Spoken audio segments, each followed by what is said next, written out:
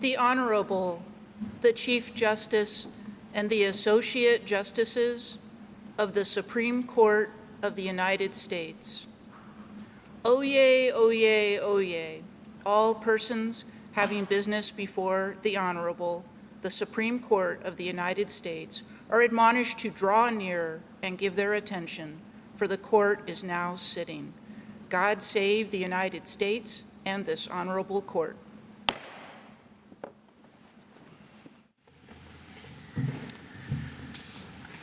We will hear argument this morning in Case 21-429, Oklahoma versus Castro-Huerta. Mr. Shanmugam. Thank you, Mr. Chief Justice, and may it please the Court. This case presents a question that has taken on exceptional practical importance in the wake of McGirt. The question is whether a state has authority to prosecute non-Indians who commit crimes in Indian country, regardless of whether the victim is a non-Indian or an Indian. The answer to that question is yes. A state has inherent sovereign authority to punish crimes committed within its borders, and no federal law preempts that authority as to crimes committed by non-Indians. Respondent relies on two statutes, the General Crimes Act and Public Law 280, but neither of those statutes says anything about preemption. As this Court has explained, the General Crimes Act merely incorporates the substantive criminal law that applies in federal enclaves. It does not go further and address state jurisdiction. And as this Court has also explained, Public Law 280 simply expanded the criminal and civil jurisdiction of qualifying states. It did not somehow divest all states of pre-existing jurisdiction.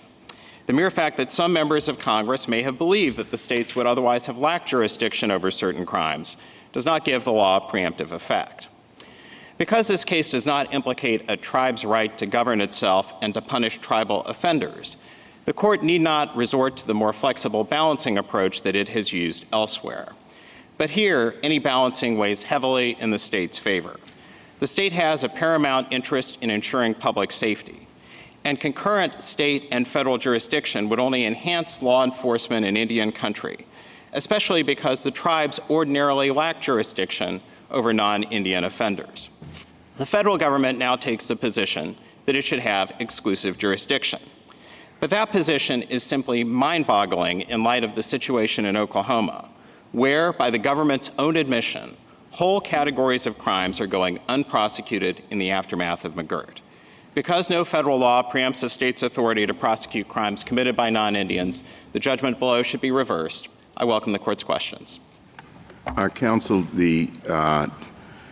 these reservations have been around a long time, and why is it now that, after so many years, that we are getting the first case involving jurisdiction over non-Indians committing crimes against Indians?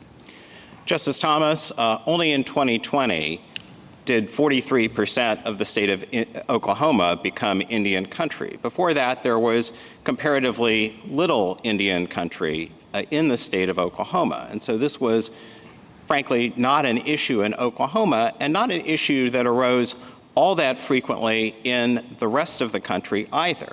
That having been said, to be sure, there are reported cases, mostly from state courts, in which the issue arose at various points over the years.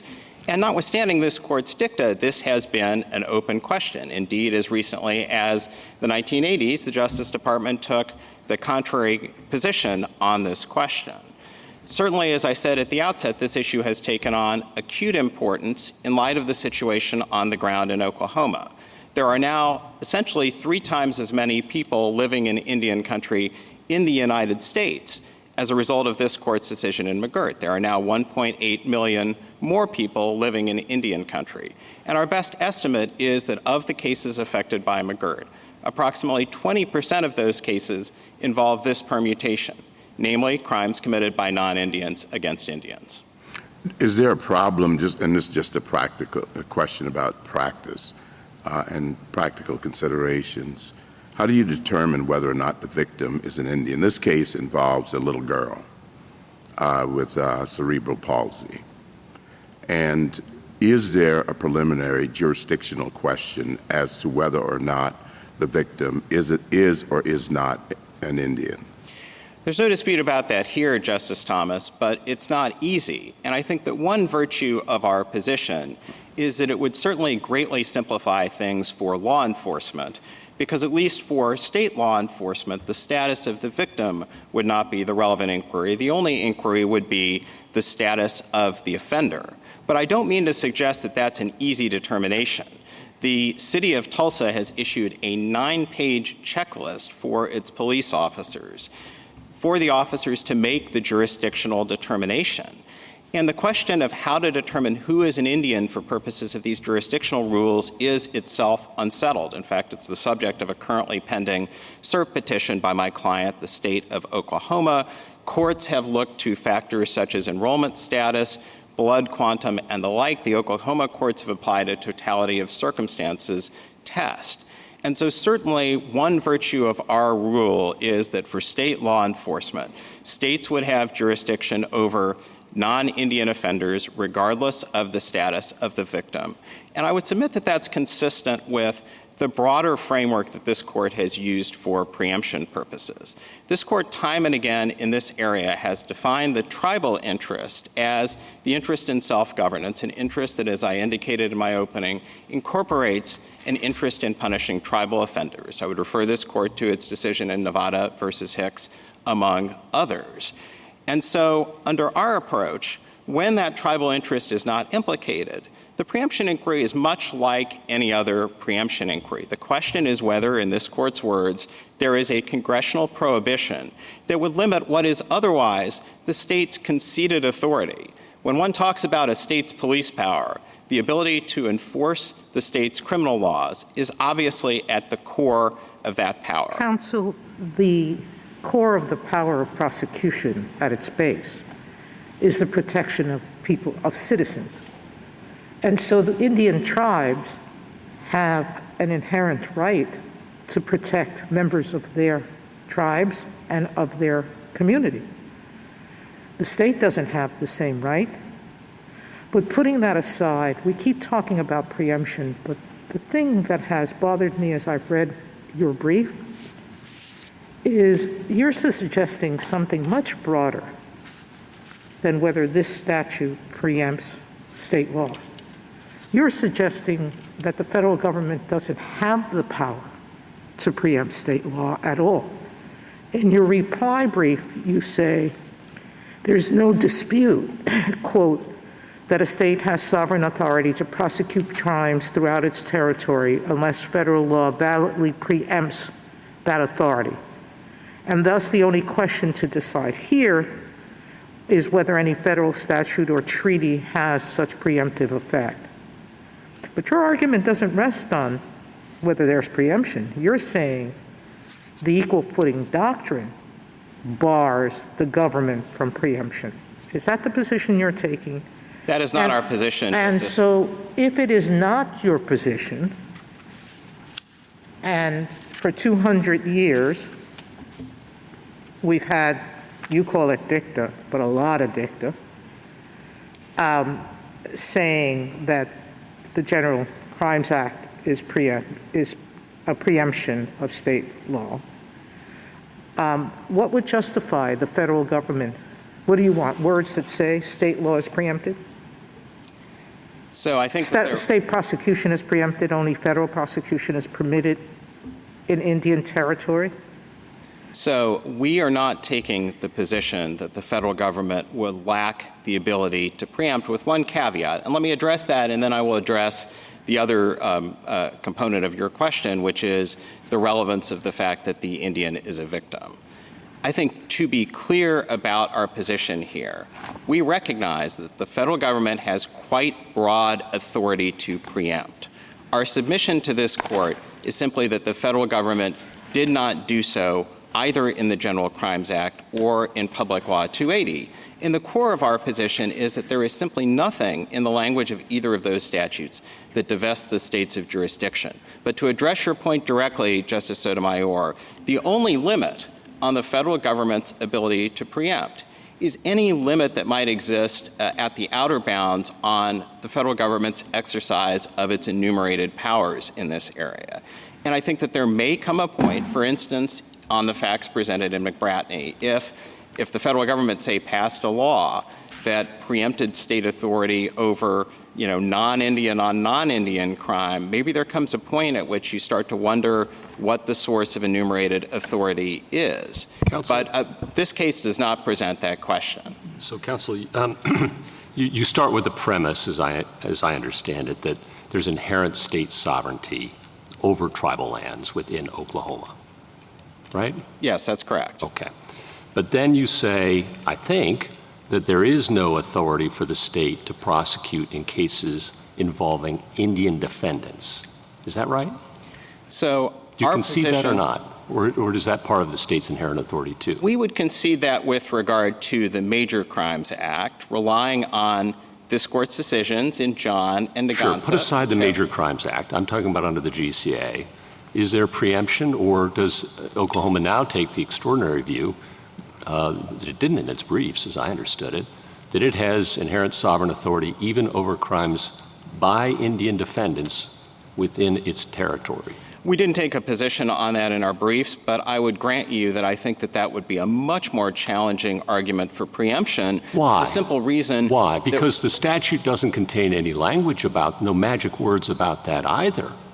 So you either have to think that the statute does some implicit work there, or resort to some sort of Breyer balancing test? Is that what you would do? I think it's more likely under this Court's precedents to be the latter than the former. Okay, all right, let's so we take would that. Take the position. Let's take that. No, I want to pursue this. Thank you. That's helpful. So you admit that the statute is silent with respect to both crimes against Indian victims and by Indian defendants, and you'd have us go to a Breyer balancing test, and you'd say it would be resolved in favor of the tribes when it comes to Indian defendants, but not Indian victims. Is that a fair summary? The way under this Court's precedents that I think the analysis would work is that once you have an Indian defendant, that obviously does implicate the right to self-governance, the right to punish tribal offenders. So it balances differently. It balances differently. Is that fair to say? Correct. The tribal interest would be stronger in that context. I got it.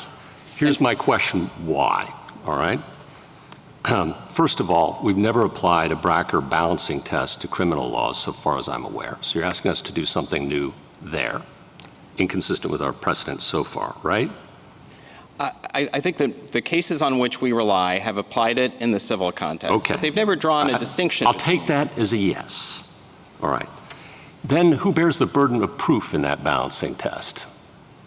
Well, I think that the way it would work is the way that it always works on questions of preemption, which is to say it's a matter of law, and I think that the party seeking preemption would. So the tribes have the burden here. Okay. Well, when we're considering the party seeking preemption, Justice Gorsuch, okay. I think would it's never going to be. It's not going to be the state. We can agree on that. Well, that's correct. All right. To say so that it's going to be the tribes. All right. Fine.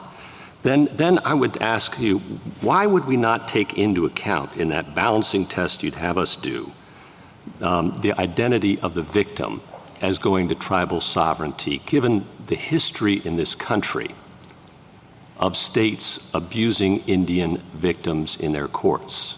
George Washington wrote letters about this at the outset of the nation's history. In the 1920s, Oklahoma systematically used its state courts to deprive Indians of their property when oil was discovered on their lands.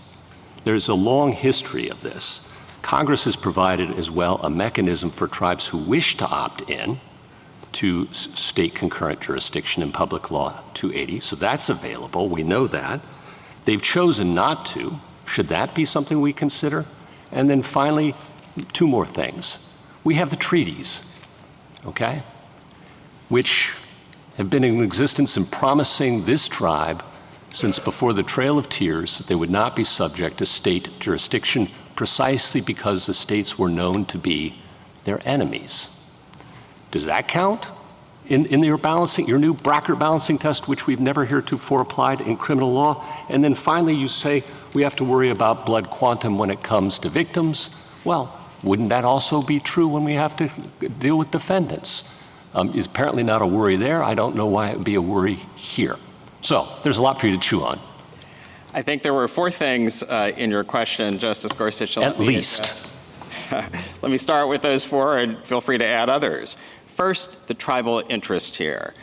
I think that this court consistently has defined the tribal interest as the interest in punishing tribal offenders. When engaging in balancing, the court has not defined that interest more broadly as an interest in protecting victims. That having been said, obviously we acknowledge— The treaties are irrelevant then? Well, I was going to— Our history is irrelevant? Oklahoma's history is irrelevant?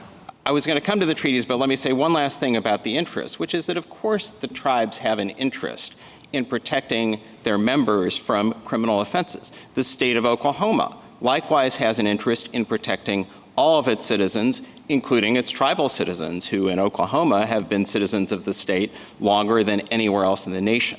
But this court has never recognized that that is sufficient, for instance, to justify tribal jurisdiction, or else Oliphant and Duro, the decisions that hold that tribes ordinarily lack jurisdiction over offenses committed by non-members, would have come out the other way. Now, you also mentioned Public Law 280 and the treaties, and I want to come to both of those because those are potential affirmative sources for preemption.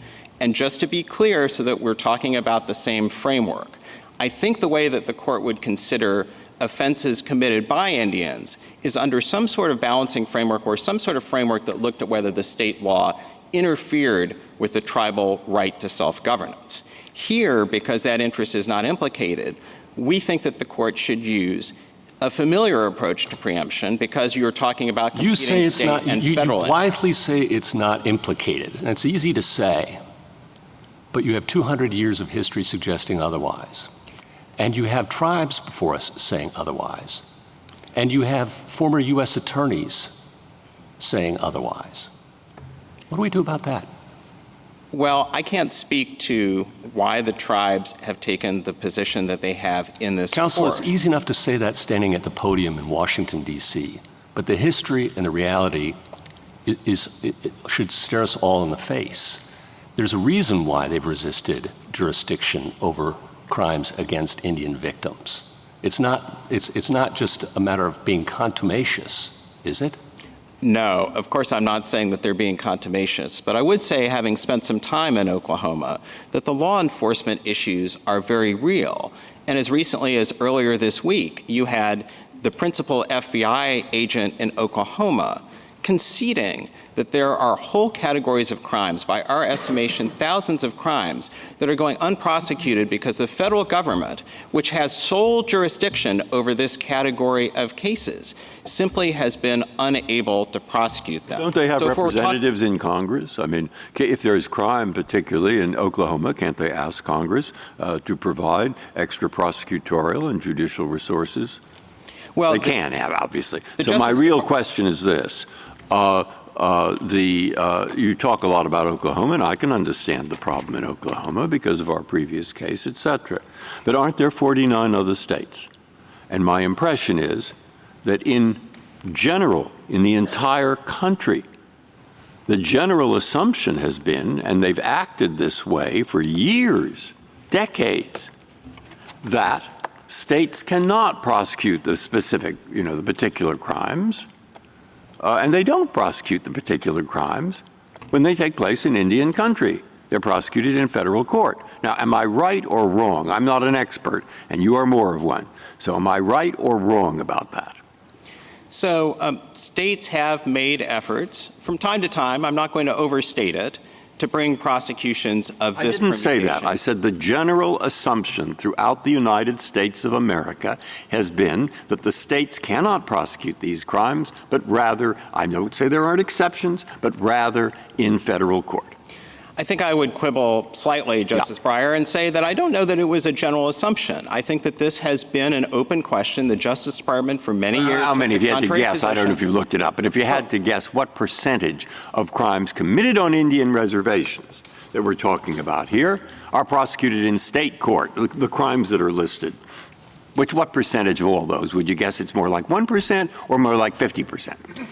I'm guessing that it has historically been a relatively low percentage, but that that's is in all I large wanted part to know. because the denominator is not that large in Indian country outside Oklahoma. Our final part of the question. Response, okay, you're saying there are not that many, but it's been prosecuted in federal court, not state court. Now, if you win, that assumption, almost general, will be changed throughout the country. Is that right?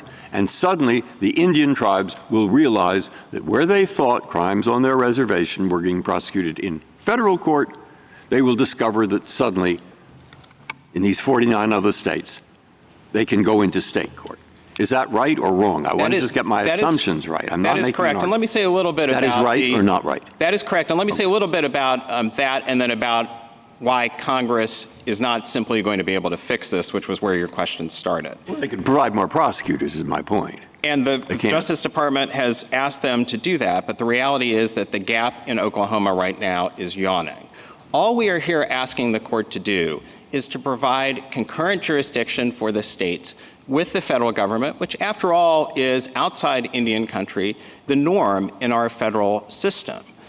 Our submission is that this is not likely, as a practical matter, to be a significant issue outside the state of Oklahoma. There's no reason to believe that the federal government is not doing its job of prosecuting crimes in the other 49 states. What we know as representatives of the state of Oklahoma is that that is not happening in the state of Oklahoma, and you don't have to take our word for that. Counsel, but you have a state-specific problem. At some point, I want you to address where you get your figures from.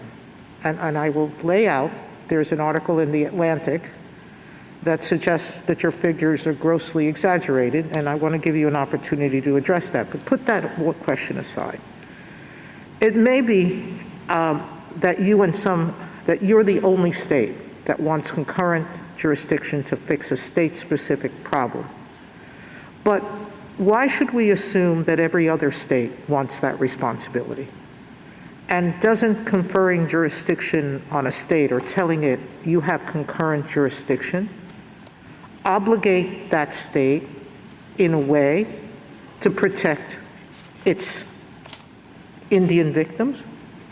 I mean, what you're saying is an unfunded mandate to 49 other states to take on a responsibility that they had a choice to take on and most of them didn't want. So we have 11 states for which Congress enacted state-specific legislation conferring some jurisdiction. In Public Law 280, again, states were given the choice. Do you want to prosecute these crimes or not? 3 more states added on to the 11. So 15 only, given a choice, wanted to do this. We are told by some amici that federal and state authorities have come to agreement in virtually every place outside of Oklahoma as to who's going to do what. But once states have concurrent jurisdiction, we are forcing the state to do something. You're saying, no, there's always prosecutorial discretion. But is that true? They have an obligation to treat their citizens equally. Having said that, this is not a case. What you're doing is putting all of those 15 laws conferring different kinds of jurisdiction on those states into question. You're throwing out those 15 agreements and you're saying, forget what they say about limiting state jurisdiction or not. States had an inherent power to do this. Maybe you'll come back and say, well, those are agreements, so they're still bound by them.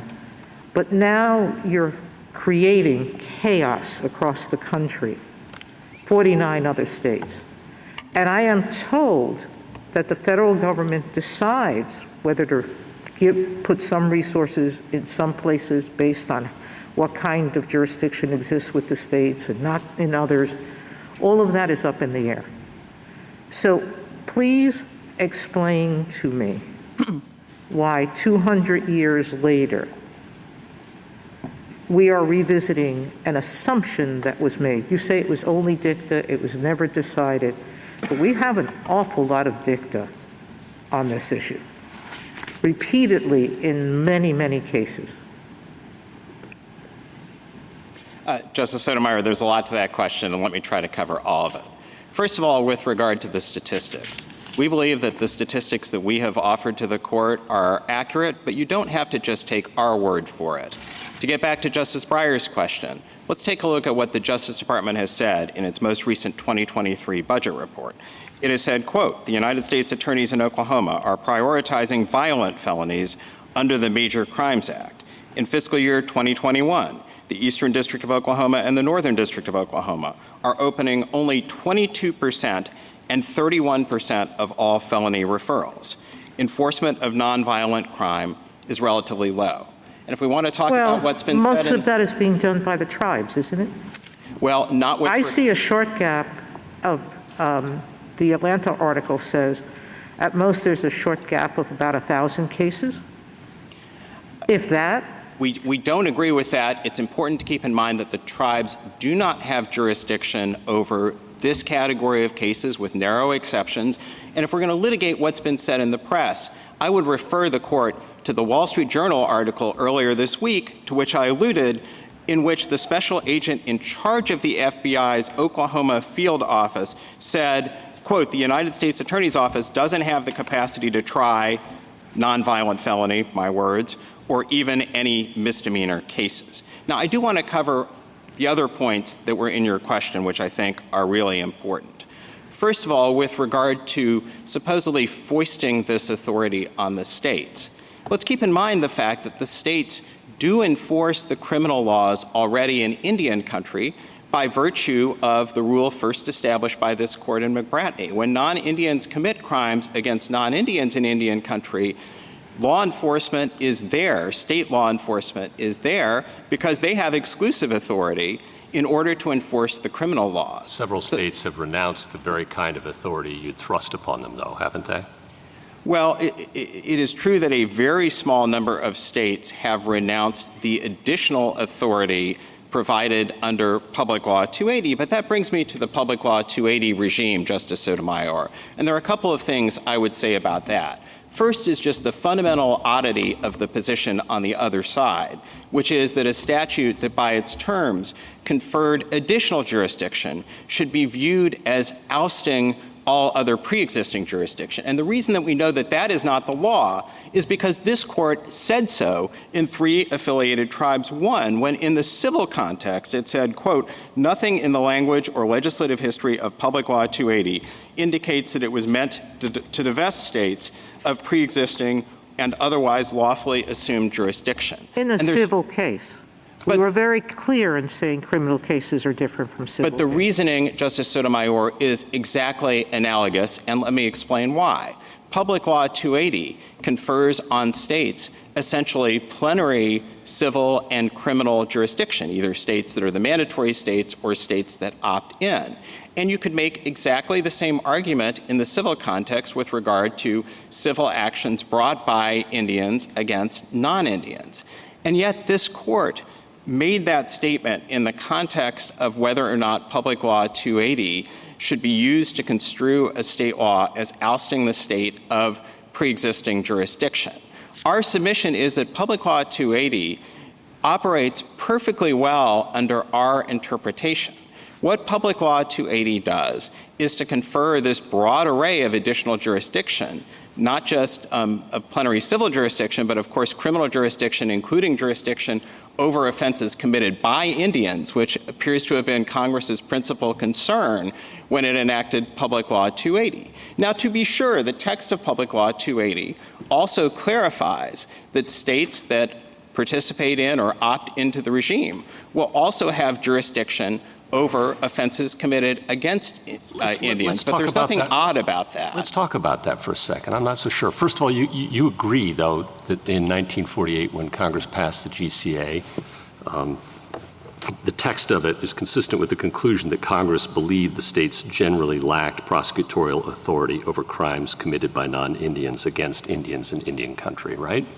Some members of Congress plainly believe that because there is evidence in the legislature. No, more than that. You agree that the text is consistent with an understanding that Congress thought that, right? The text is consistent both with my position and with my friend Mr. Schauf's Okay, position. if the text is consistent with the opposing position, then let the Public Law 280, the Kansas Act, the North Dakota Act, the New York Act, the Iowa Act, all adopted in years immediately preceding and immediately following the GCA, expressly confer criminal jurisdiction on certain states, just doesn't happen to be Oklahoma, for the very kind of authority at issue here, expressly, right?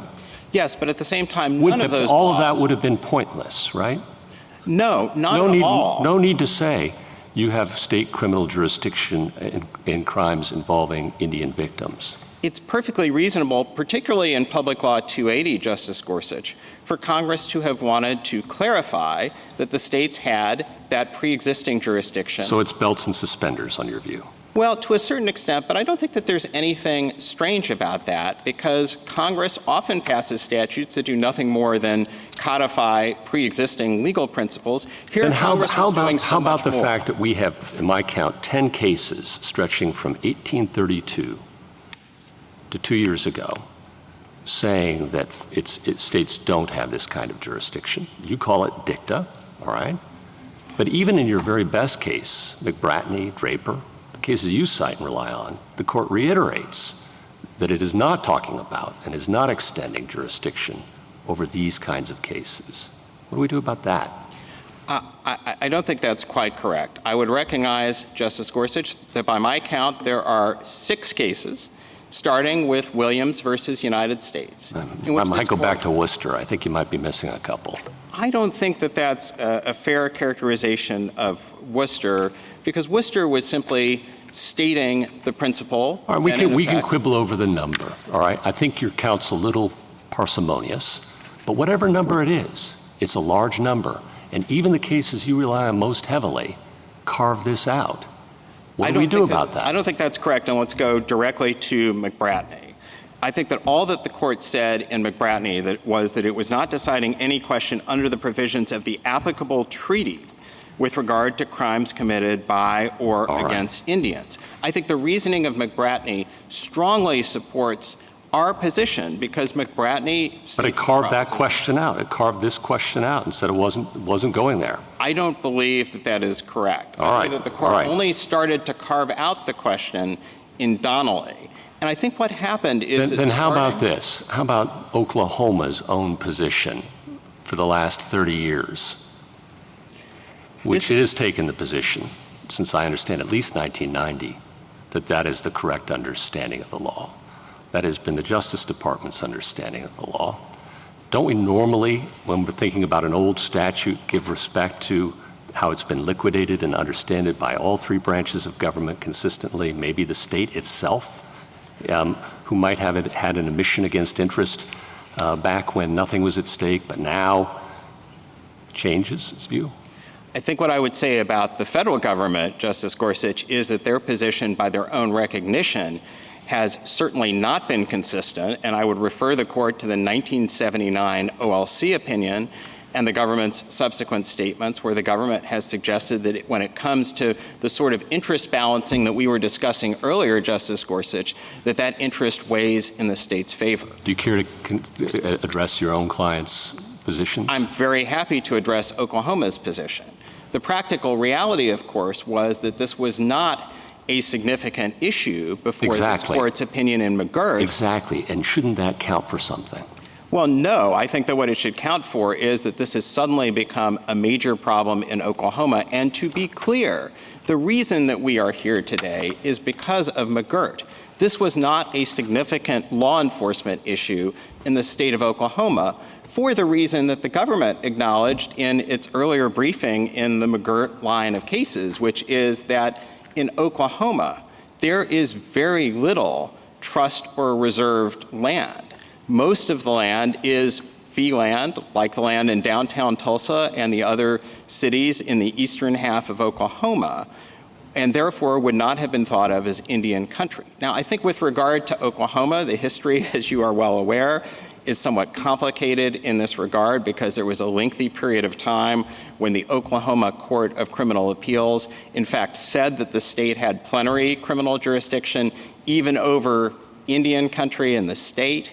And the Oklahoma Court of Criminal Appeals eventually reversed that position. And so I think it's very hard to say that there's a lot of data about what the state of Oklahoma was doing.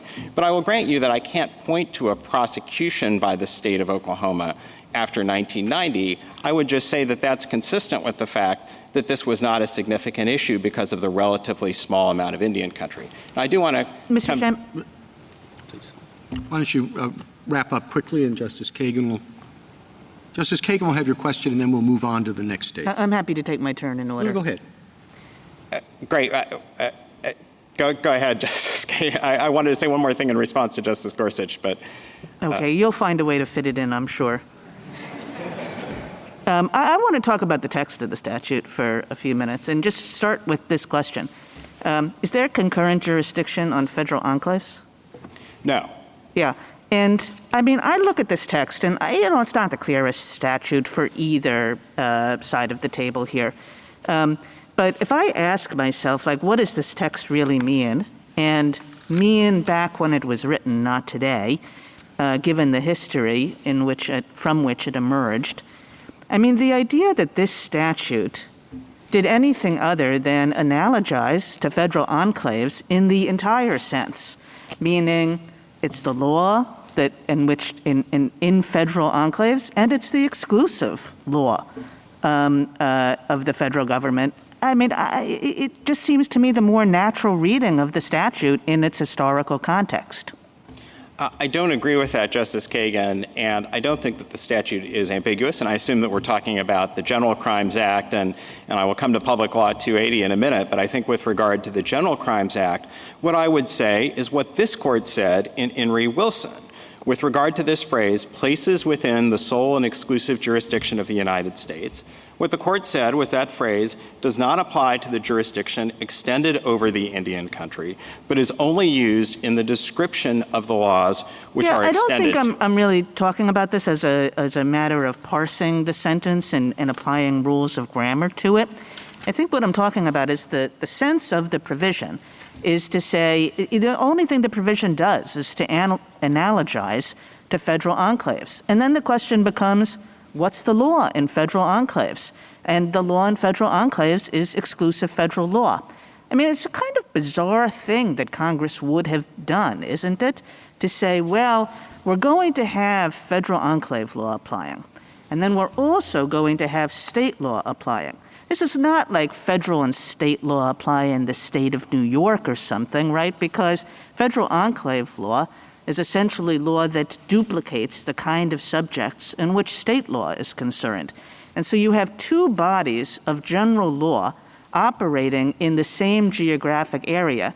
Now that now and that then is kind of odd.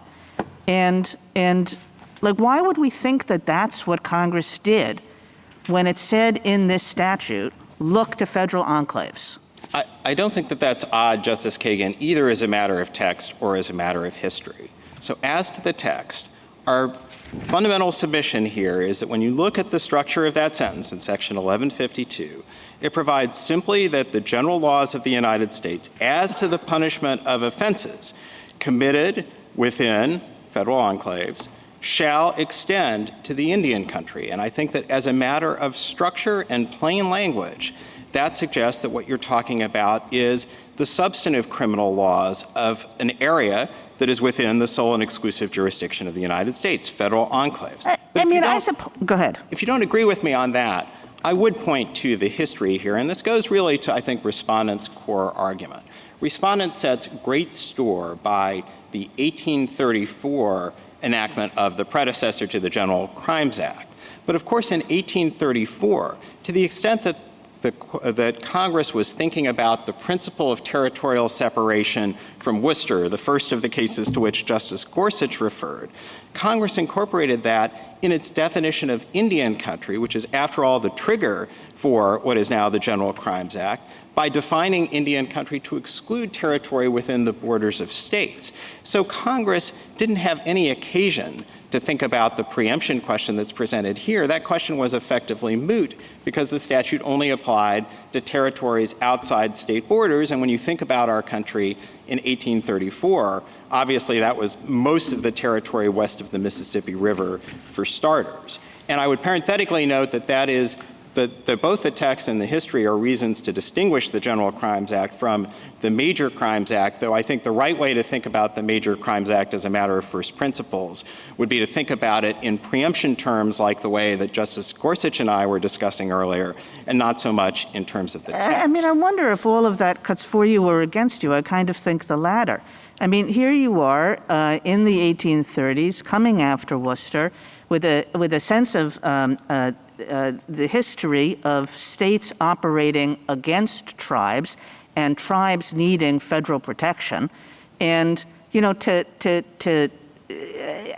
as I said, I think that this statute is not grammatically pristine, and Mr. Schauf has an argument and you have an argument, but given two alternatives, given that history,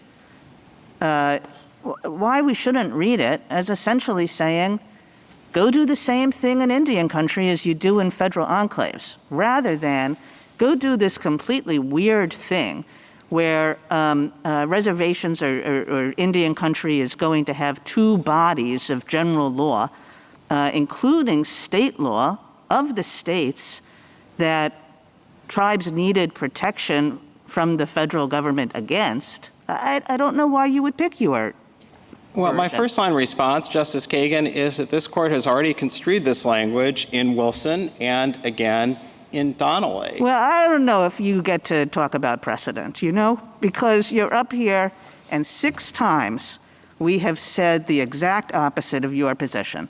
And you say, well, it's dicta, but it's not normal dicta. It's in 6 cases, this court has laid down the jurisdictional rules and has specifically rejected your position. So, you know, in terms of what this court has said, I'm sorry, but this court has indicated 6 times that you're wrong. Congress has indicated that you're wrong, given its consistent enactment of statutes that make no sense in light of your position, Public Law 280 and the state-specific ones. The executive branch has said that you're wrong in all but 1 decade. You know, you're asking us to do a big lift on the basis of language that, as I say, seems to me more naturally read against you. I respectfully disagree with that, Justice Kagan, and just a couple of additional points.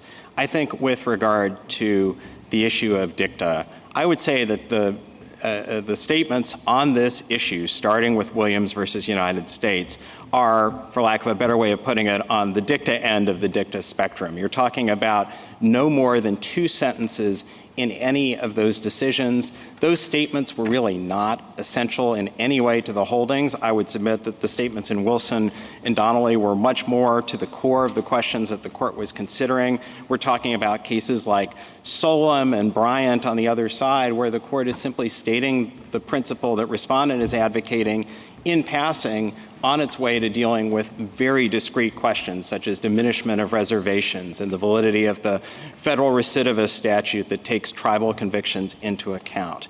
So I do think that with respect, we're entitled to point to this court's precedent, not least because this court's precedent involves interpretation of the 2 statutes on which respondent relies. And with regard to Public Law 280, the one thing that I wanted to say in response to Justice Gorsuch, because that is, after all, the other statute on which the other side relies, is that when you start to frame the argument in terms of Public Law 280 occupying the field and the like, that starts to feel like a field preemption argument. And I think respondent almost goes there in his brief because he relies on cases like Virginia Uranium and Hines, but he doesn't use the words field preemption, and I would submit that that's for good reason, because Public Law 280 would fall far short of the standard for field preemption and not least because, as this court indicated in 3 affiliated tribes, there's no indication in Public Law 280 that Congress intended to oust the states of pre-existing jurisdiction. Thank you, counsel. I have just one question. We've heard a lot about McGirt this morning, and I understand your point that it has sort of upped the ante on the question before us today. But is there any way in which the analysis in McGirt affects the point you're trying to make, or is it just kind of a background fact? The practical realities of McGirt are relevant, Mr. Chief Justice, on this question presented, primarily if this court decides to engage in a balancing of interests, because in weighing the state's interest and the propriety of concurrent jurisdiction, I think it's entirely appropriate for the court to take into account what is going on in what is now the largest piece of Indian country by area and population in the United States. I mean, in terms of how we analyze the General Crimes Act, how we analyze Worcester against Georgia, the other sort of legal authorities at issue here, McGirt doesn't offer any guidance in that analysis, does it? No, these are fundamental, familiar preemption questions, and particularly because this case does not implicate the tribal interest in punishing tribal offenders, this is really a case that pits state interests against federal interests. And just to be clear, what the federal government is here saying, and my friend Mr. Kneedler will be at the podium shortly to say this, is that the federal government should have exclusive jurisdiction here. And I guess I'm at a loss as to why the federal government would take that position when federal officials, both in statements to the public, but also in statements to Congress, is acknowledging this massive prosecutorial gap. Thousands of crimes, however you do the statistics, that are going unprosecuted by the federal government in the state of Oklahoma. Well, I mean, so really, at the end of the day, when you're talking about McGirt, you're really just waving the bloody shirt. It doesn't have any direct pertinence on the legal analysis here. This is an extraordinary situation, I think, unlike any situation in recent history, where what's going on right now in Oklahoma is a giant law enforcement experiment. You have almost half of an American state, now at least as to this category of crimes, under the exclusive criminal jurisdiction of the federal government, and the federal government is failing in that task. And I don't think that the court should blind itself to that. Now, to be sure, the question that is presented here will affect only by the federal government's own estimation around 20 to 25% of the crimes affected by this court's holding in McGirt. And as the court is well aware, the state of Oklahoma has asked this court to revisit its earlier decision in McGirt. That's an extraordinary step, but these are extraordinary circumstances. And I would submit that if the court decides this question presented against the state of Oklahoma, it's only going to exacerbate what is already an extraordinary situation. And at that point, the court may want to revisit its judgment not to reconsider McGirt at this time. Thank you. Justice Thomas? Justice Breyer? Tell me if you have general thoughts on this. I mean, the sort of philosophical thing that is occurring to me is that you're sort of winning the game once you, or not winning it, but strengthening your argument once you use this word preemption. But Indian tribes on Indian land are not states, and they are, what's the phrase, sovereign dependent nations? So I don't know quite how that pans out. But the other thing which is more important, which I'd love any comments you have on it, given your whole experience in many areas of law, can you give me a phrase or a word or a view in your mind of what weight this court should give to such a fact as virtually unanimous across the country assumption that the law was X? Is it totally irrelevant? Or is it a little relevant or a lot relevant? How do you think about that in general? There are familiar doctrinal frameworks, Justice Breyer, and by definition, your experience. I'm asking for your view, because you have many cases, you have much experience in the area, and I think that's I guess you don't have to answer it, but no, I would be curious. I'm happy to answer it directly. There is a word for it, Justice Breyer, and that word is ordinarily ratification. In other words, that is the doctrine that this court ordinarily uses to embed in statutes that might otherwise be silent pre-existing understandings from interpretation. But again, that's another word that you can search respondents' brief for in vain. And I think that that's for good reason, because if the argument here is ratification. No, I'm not interested in ratification. Well, but that is. Because we have cases where the law in many, many areas, even with leaving Congress out of it, some might think, has been X. But it's argued in front of us, no, even though everyone thought it was X, everyone was wrong. It was not X. Now, assuming that's a situation, my same question, what weight do we give to the view that everybody did think it was X, or nearly everyone? I'm happy to confront that directly. So the one thing I think everyone agrees on before this Court is that this is a question of preemption. And I would note that nobody is here arguing that in this context, the balancing approach from Breyer or other cases should apply. I think everyone recognizes that this case involves the familiar approach to preemption, where you look to whether or not federal law displaces state authority. Everyone also agrees before this Court that the only relevant source of federal law is statutes, because, Justice Sotomayor, there's no argument here that there's any treaty by its terms that has preemptive effect. And so then the question becomes, what is there in the statute that preempts? And there's a statutory interpretation component to that.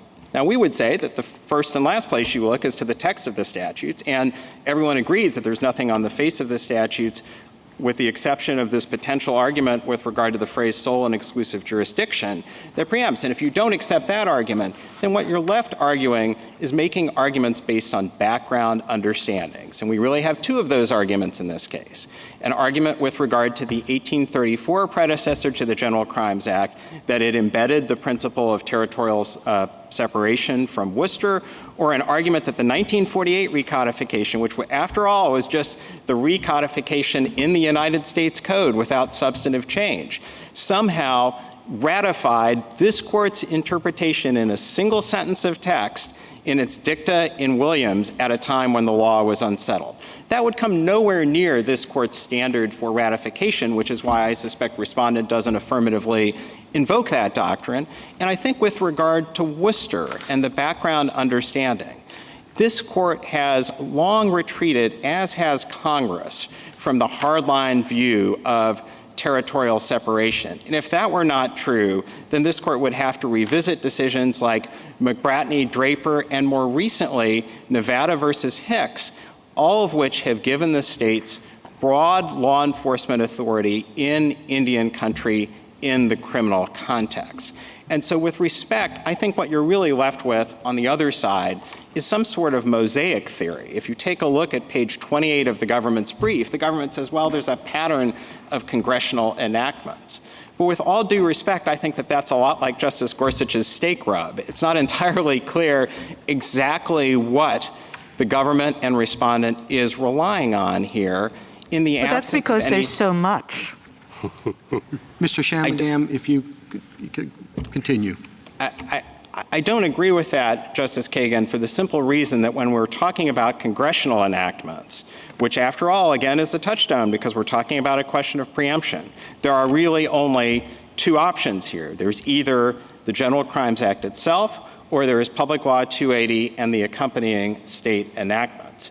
And I think that Public Law 280 is the harder of the two for the other side, for the simple reason that not only has this Court addressed a nearly identical issue in the civil context in 3 affiliated tribes, but that is a statute that by its terms only gives states additional jurisdiction, and I think it would be passing strange to construe it as divesting all of the other states of their pre-existing jurisdiction. Thank you.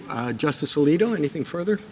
Well, the Chief Justice asked you about the relevance of the Court's reasoning in McGirt, and there have been questions raising the possibility that dispositive weight should be given here to what some people may have assumed was the answer to the question presented in this case. What weight did the Court give in McGirt to what had been assumed for a period of time about the status of the territory in question in that case? Well, I do think that it is slightly ironic that the history of non-prosecution has been cited against the state of Oklahoma when the court in McGirt didn't attach any weight to the settled understanding for that period of 100 years about the status of the eastern half of Oklahoma. And just to be clear, I'm not here today to relitigate McGirt. Our submission is simply that the problems created by McGirt are extraordinary, as this court, as some members of this court predicted at the time of McGirt, and as the federal government in its brief in McGirt said was going to be the case with regard to criminal jurisdiction in particular.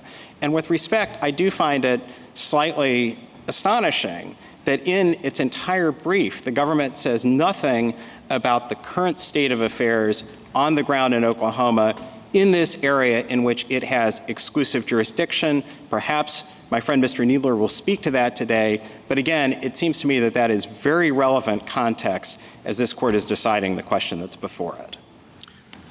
Justice Sotomayor, anything further? Justice Kagan. Justice Gorsuch, anything further? Just to pick up on Justice Kagan's remark, there is so much.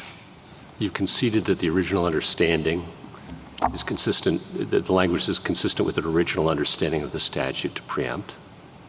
The MCA has very similar, different language that does preempt, this court's held. We have an entire class of contemporaneous statutes from the Kansas Act to Public Law 280 that are understood only in light of a preemption view. We have 6 to 10, we can argue over how many cases saying this. We have all 3 branches of the federal government contemporaneously understanding it. We have the states understanding for 30 years. And on the other side of the balance, you're asking us to extend a balancing test from a civil context and the criminal context, which we've never done before. Now, I can't think of another statutory case this court would take up, no matter how much a state might complain about the cost and the expense, and we get those all the time, and reconsider a settled statutory interpretation with that much evidence against you. This court stood firm in Worcester and with respect to the original meaning of the Constitution and the promises made in treaties to the Cherokee in the 1830s. Are we to wilt today because of a social media campaign? No, Justice Gorsuch, and let me say 2 additional things. First of all, with regard to my purported concession, I was simply making the point with regard to Public Law 280 that to the extent that some members of Congress may have believed that states lacked the jurisdiction over this category of cases, that our interpretation of the statute, that the statute can be interpreted consistently with that understanding or not, but that there's nothing problematic with construing the statute in the way that we suggest. We're not rendering any of the language superfluous. All we're saying is that Congress reinforced that states that participated in Public Law 280 would have that jurisdiction. A very important thing, because if Congress had not done that, there might have been a negative inference that states in Public Law 280 would lack that jurisdiction, which would have created a jurisdictional gap. We certainly do not think the General Crimes Act is ambiguous, and I would refer to my answers to Justice Kagan on that score. We think that this court has construed that statute and that it is unambiguous. And then finally, in response to your question with regard to the history, I think what I would say, without simply rehearsing ground that we've already covered in our brief, is that throughout our history, there have been countervailing data points on all of the issues to which you referred. We've talked about the district court decision in Cessna that came immediately after Worcester, this court's decision in Dibble, which conferred jurisdiction on states in Indian country as early as 1859, this court's decision in Martin, which reinforced the principle of McBratney and Draper right around the same time as this court started suggesting in dicta that the answer to this question might be respondents. Opinions from the Attorney General as early as the mid-19th century. And to the extent that the other side points to the original understanding, there is no doubt in the early years of our history that there was a problem with incursions by non-Indians on Indian country and a raft of treaties that conferred authority on the federal government. But what you don't have is evidence that the federal government, that the treaties were thereby ousting the states of jurisdiction. The problem might very well have been non-enforcement, but there is no reason to believe, either from the treaties nationwide or the treaties specific to Oklahoma, that those treaties by their terms ousted the state of jurisdiction, and to the extent the treaties refer to the jurisdiction or even the absolute jurisdiction of the United States, I would point the court to its decision in Draper and its decision in Egan that have made clear that those provisions should not be construed as ousting states of any or all jurisdiction. At most, they made clear that title resided in the federal government.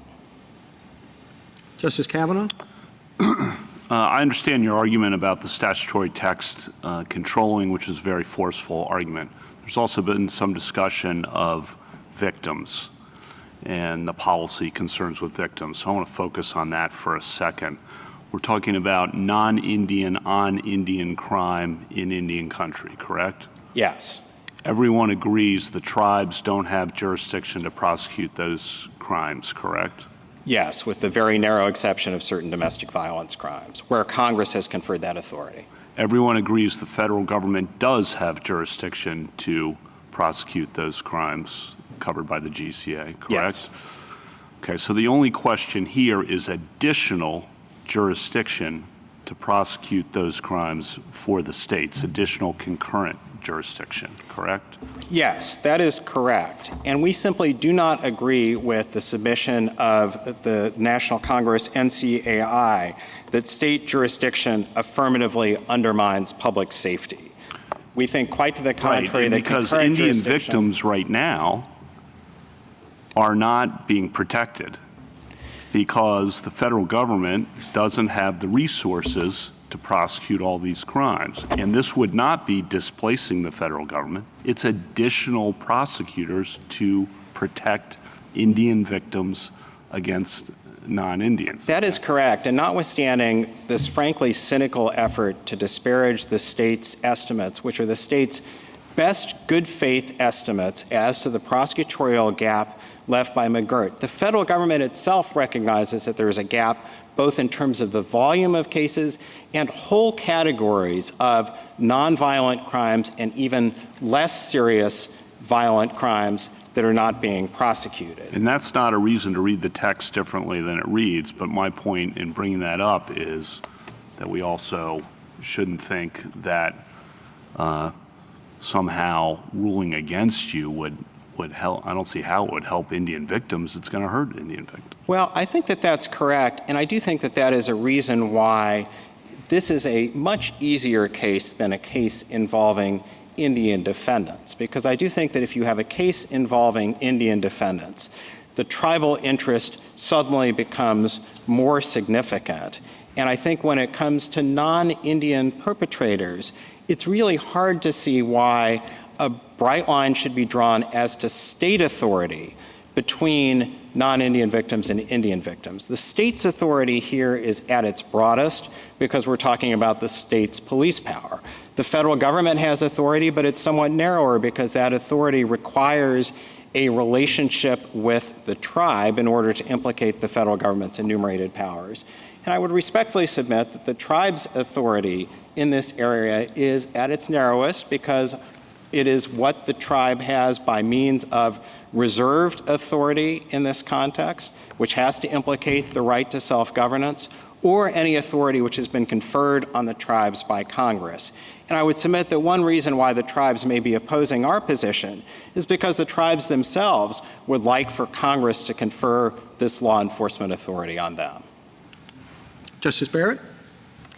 I want to give you a chance to answer a question that Justice Gorsuch posed to you earlier, which is about the difficulty of discerning whether the perpetrators are Indians or non-Indians. You pointed out the practical difficulties of discerning whether a victim has been an Indian or non-Indian in the checklist that the Tulsa police have. Could you address Justice Gorsuch's point? Yes, it's basically the same test, Justice Gorsuch. There's no reason why the test would be any different. And again, the way that the Oklahoma courts have approached this is to have it be a sort of totality of circumstances test that looks not only at more objective factors such as enrollment in the tribe and blood quantum, but also the individual's relationship with the tribe and participation in tribal affairs. And there is disagreement in the lower courts on exactly what that test should be for who is an Indian for purposes of criminal jurisdiction. Again, this is the subject of a currently pending cert petition by the state of Oklahoma.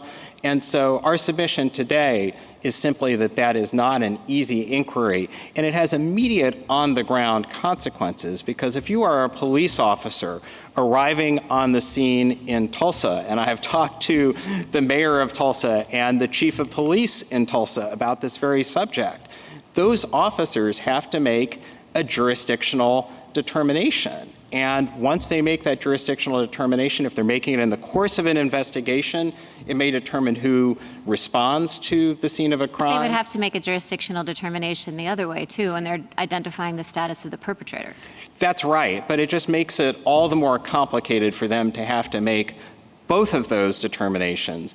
But I certainly don't mean to suggest that even if the court resolves the question presented in our favor, that's going to make it objectively easy for law enforcement. It may make it easier, but these are very difficult questions that often have to be resolved after perpetrators are taken into custody to determine who's going to prosecute. And the fundamental problem with regard to the question presented today is that when cases are referred to the federal government simply doesn't have the resources to prosecute. Well, I guess the deeper reason for my question is I'm wondering whether that jurisdictional inquiry, I mean, part of your point on the balancing is that the tribal interests are not implicated when we're talking about non-Indian perpetrators and Indian victims in the same way they are for Indian perpetrators. And I'm wondering if there's any possibility for a conflict with those tribal sovereign interests by virtue of the fact that you have to figure out the status of the perpetrator and there might be some dispute about it. I suppose that one could make that argument, namely that tribes should have some degree of ability to define who are their members. They do that, obviously, to some extent through the enrollment process. I think our submission is that if this court, rather than using the traditional preemption framework, resorts to balancing, that the unquestioned concern that tribes have about protecting tribal victims shouldn't really tilt the balance in a particular direction on the question presented, because of course it goes without saying that the state of Oklahoma has the same interest in protecting its own citizens, which include tribal citizens. I'm talking about the tribe's interest in not having the state of Oklahoma prosecute members of the tribe and the difficulty of figuring out the status of the perpetrator. Does that come into account if we look to balancing? Yeah, I take the point, Justice Barrett, which is that in some sense, whenever the state is making that determination, it is obviously of interest to the tribes how the state makes that determination.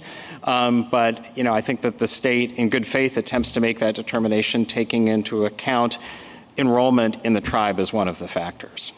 And I want to follow up on a point that Justice Sotomayor made. She was pointing out that Public Law 280, if we rule in your favor, it might mean that states are assuming responsibilities that they didn't sign up for because they didn't opt in to Public Law 280 in the days before tribal consent was required. Is there any relationship between states that chose to opt in and population density or size of tribal land within those states? Do you happen to know? I think it's frankly a little bit hard to sort of detect a pattern, and it's complicated by the fact that in many of the states that have opted in, because there were issues with the way in which the states did so. There are some states that simply don't exercise that authority. There are at least a couple of states that have retroceded that authority. But I think my fundamental point would be that opting into Public Law 280 is a major assumption of jurisdiction because, again, the criminal jurisdiction and the civil jurisdiction, with the caveat of the cabazon ban limitation, is plenary. It covers criminal cases where the offenders were Indians, as well as cases where the victims were Indians. And, of course, the grant of civil jurisdiction covers any civil action between Indians or to which Indians are parties. So it's a major step for a state to do so. And at least since tribal consent was required, there are no states that have been able to do so. And I think it's a fair inference that Oklahoma would be unable to do so in light of the position of the tribes today. Thank you.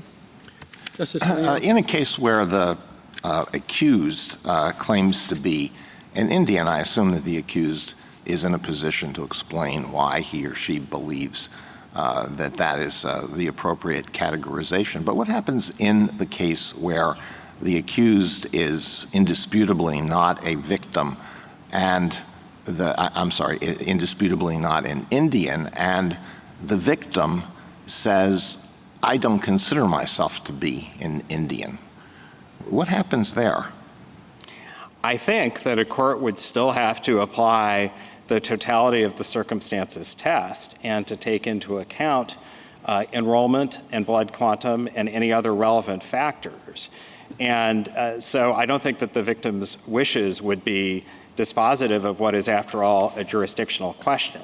And the other thing I would note is that, there are victimless crimes. And when there are victimless crimes, it has long been the view of the lower courts that where the perpetrator is a non-Indian, the state would have jurisdiction. I think it is fair to say, as the OLC opinions from the 1970s make clear, that the line between crimes with a victim and victimless crimes is itself a fuzzy one. What happens when the crime is a conspiracy involving Indians and non-Indians? That's a good question to which I actually don't know the answer. Thank you, counsel. Mr. Schauf?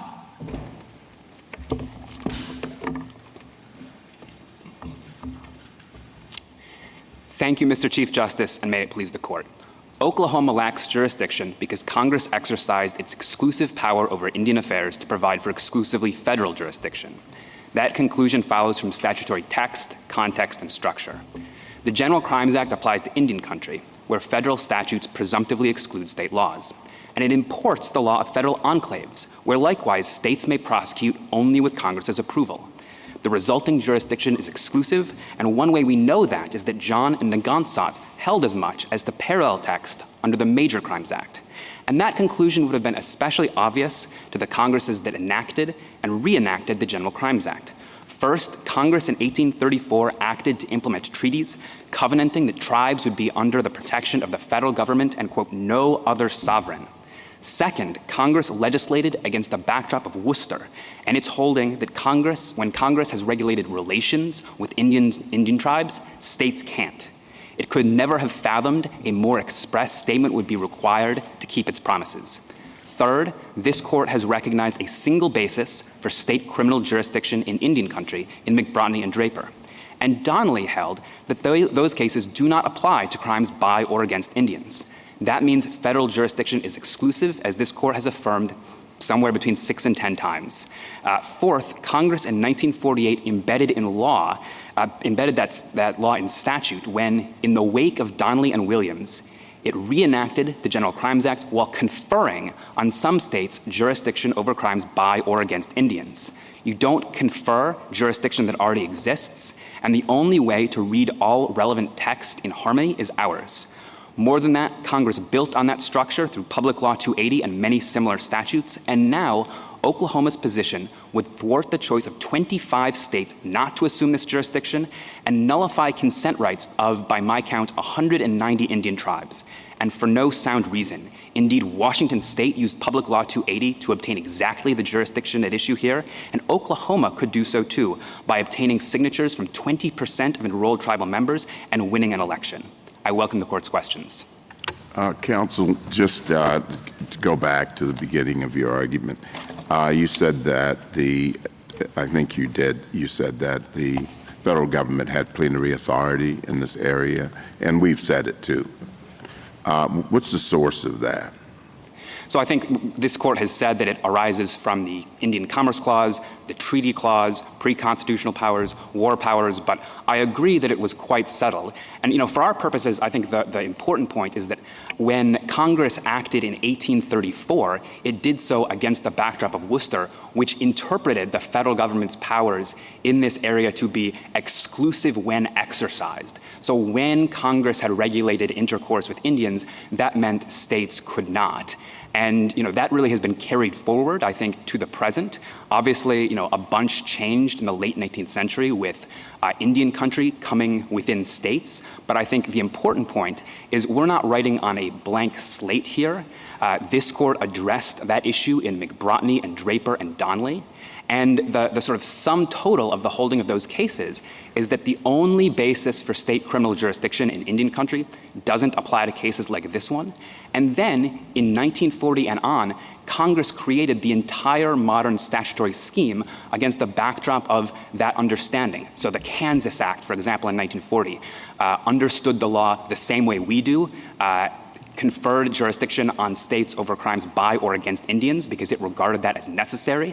Then this court in the Williams case sort of put a cherry on top and said, yeah, we read things the same way. States lack jurisdiction unless... Yeah, I think you've answered my question. I don't want to interrupt you, but I don't want to take up all your time.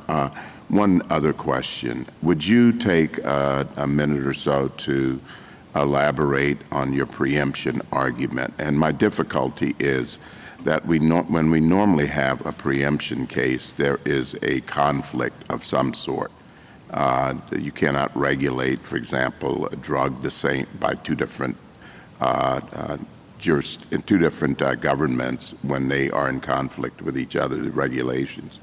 But here we're talking about concurrent authority. And you can look at our dual sovereignty, double jeopardy cases and see that there's not necessarily a conflict. There may be an overlap or an overlay. But so with that in mind, I would just like you to sort of tease out your preemption argument, focusing on this concurrent jurisdiction as opposed to conflict.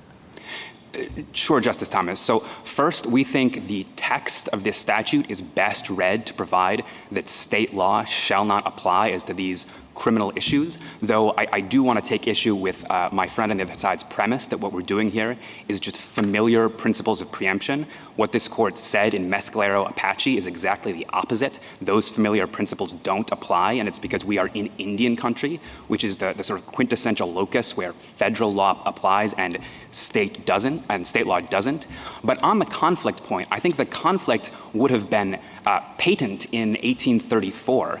So, this is a statute, as we read it, that ensures peace on the frontiers, and it does so by centralizing redress in the federal government. So if you imagine a state prosecution that goes first in the early 19th century, and they do a bad job, they don't give an adequate sentence, then what the other side is sort of relying on is that they can that the federal government is going to be able to explain to the Indian tribes, we know that this was not a good trial, but trust us, we're going to come in after, we're going to fix it. Yes, at this point, the dual sovereignty doctrine, as this court noted in Gamble, is unsettled, but we hope that this is all going to work out. And, those just aren't the kind of chances you take on matters of war and peace.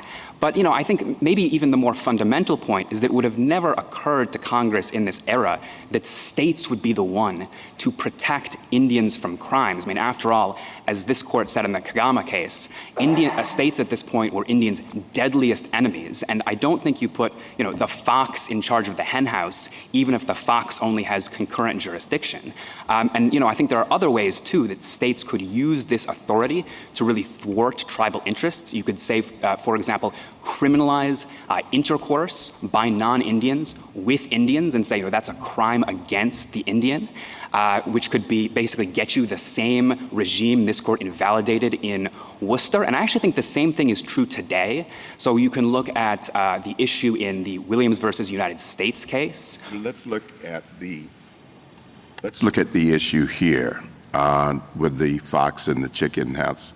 Actually, I think it's the hen house, but let's look at that here. What did the defendant here get for the child abuse in the state case? What was the sentence? So he received a 35-year sentence and what was the sentence after McGirt? It was the federal sentence. His sentence has not been imposed, but what the plea agreement provides for is 7 years. Okay, the key so difference. You can't make that fox in the chicken house or hen house argument there. So I understand your point about your 19th century point, but we're looking at today, and what I'm really interested in is this conflict because you're making a sort of a preemption argument. And I don't know if it's a good argument or good answer to keep resorting to the 1830s or 1840s and not be able to show the conflict that we have today. Maybe it is. Maybe for some of my colleagues it is, but I'd like you to tease out again, what is the conflict if you're making a preemption argument? If you're not making it, then you can say that. Sure. So I just want to footnote that actually our primary argument is that the text here ousts states from jurisdiction, and so that is the end of the story, particularly under the preemption standard that applies in this court's Indian cases. But on the conflict, let me sort of take another run at it. I think there are two. So one is just making law enforcement worse based on diminished accountability. You can see this from the brief of the former U.S. attorneys submitted in this case. These were the U.S. attorneys for many Indian country areas. And what they say is that when you have concurrent jurisdiction, you can create a pass-the-buck dynamic that makes law enforcement worse. And indeed, we know, this is the view of the tribes in this case. And the second point, and this is where I was going with this court's decision in Williams, is you can have states prosecute in a manner that isn't consistent with tribal interests. So in that case, the issue was, what is the age of consent? Is it 16 or is it 18? You could have a circumstance where, for example, you have the intimate partner of a tribal member who goes to prison under a state prosecution when the federal law or the tribal law would allow that person to remain in the community, maybe raise their child. And the reason why these issues have never arisen is because the rule that we're advocating has been the law since 1940 at least, and I think probably far earlier than that.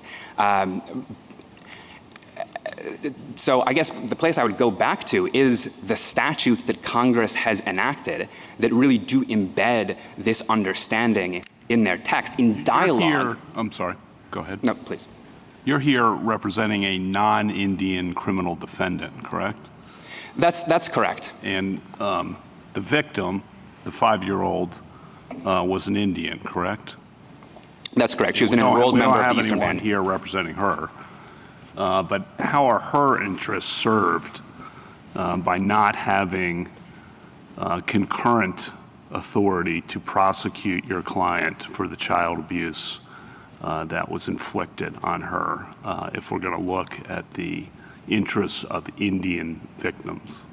Sure. So I want to make a point about this case and then a sort of broader point. So on this case, one thing we know from the plea agreement is that the victim's family consented to the federal sentence that was imposed in this case.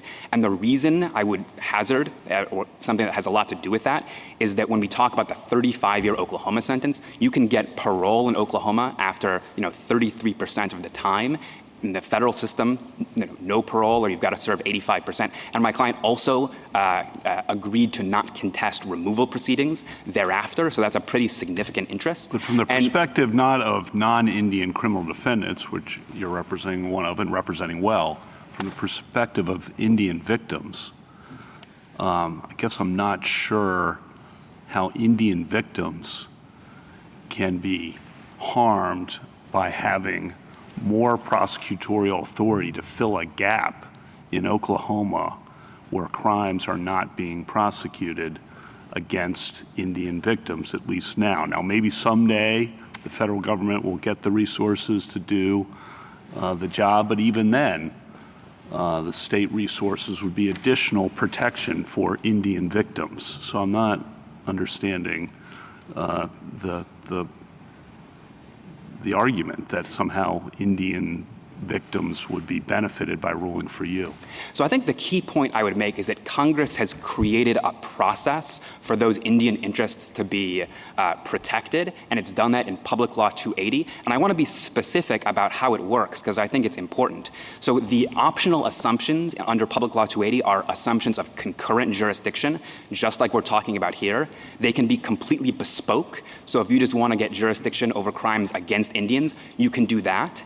And the tribes themselves actually can't, they don't have a right to veto, or at least the tribal governments don't have a right to veto those assumptions. What you can see, and this is 25 U.S.C. 1326, is you have a special election that can be called with the consent of 20% of enrolled tribal members, and that can be in any given area, so Tulsa County, for example. And then if a majority vote in that special election favors the assumption of jurisdiction, then it can go forward.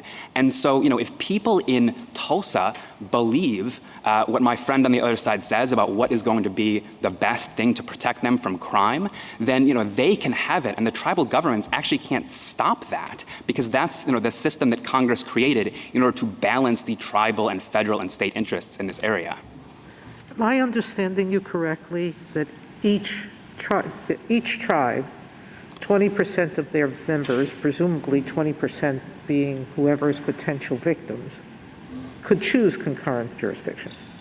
So the way I read the statute is that it's actually the enrolled tribal members in a particular geographic area, and I don't think the statute is completely clear on, how you would figure out the exact denominator, but it is available for Oklahoma as it's been available for, any other state. And, my friend said there have been no assumptions under Public Law 280, but, or at least once the 1968 provision made tribal consent required. But there were a number of assumptions before then, at least 12 by my count in Montana and Washington, where the tribes affirmatively said, we consent to this jurisdiction. And so this is not something I think that's unobtainable. And I think the more important point is that it is something that Congress has taken into account in this statutory scheme.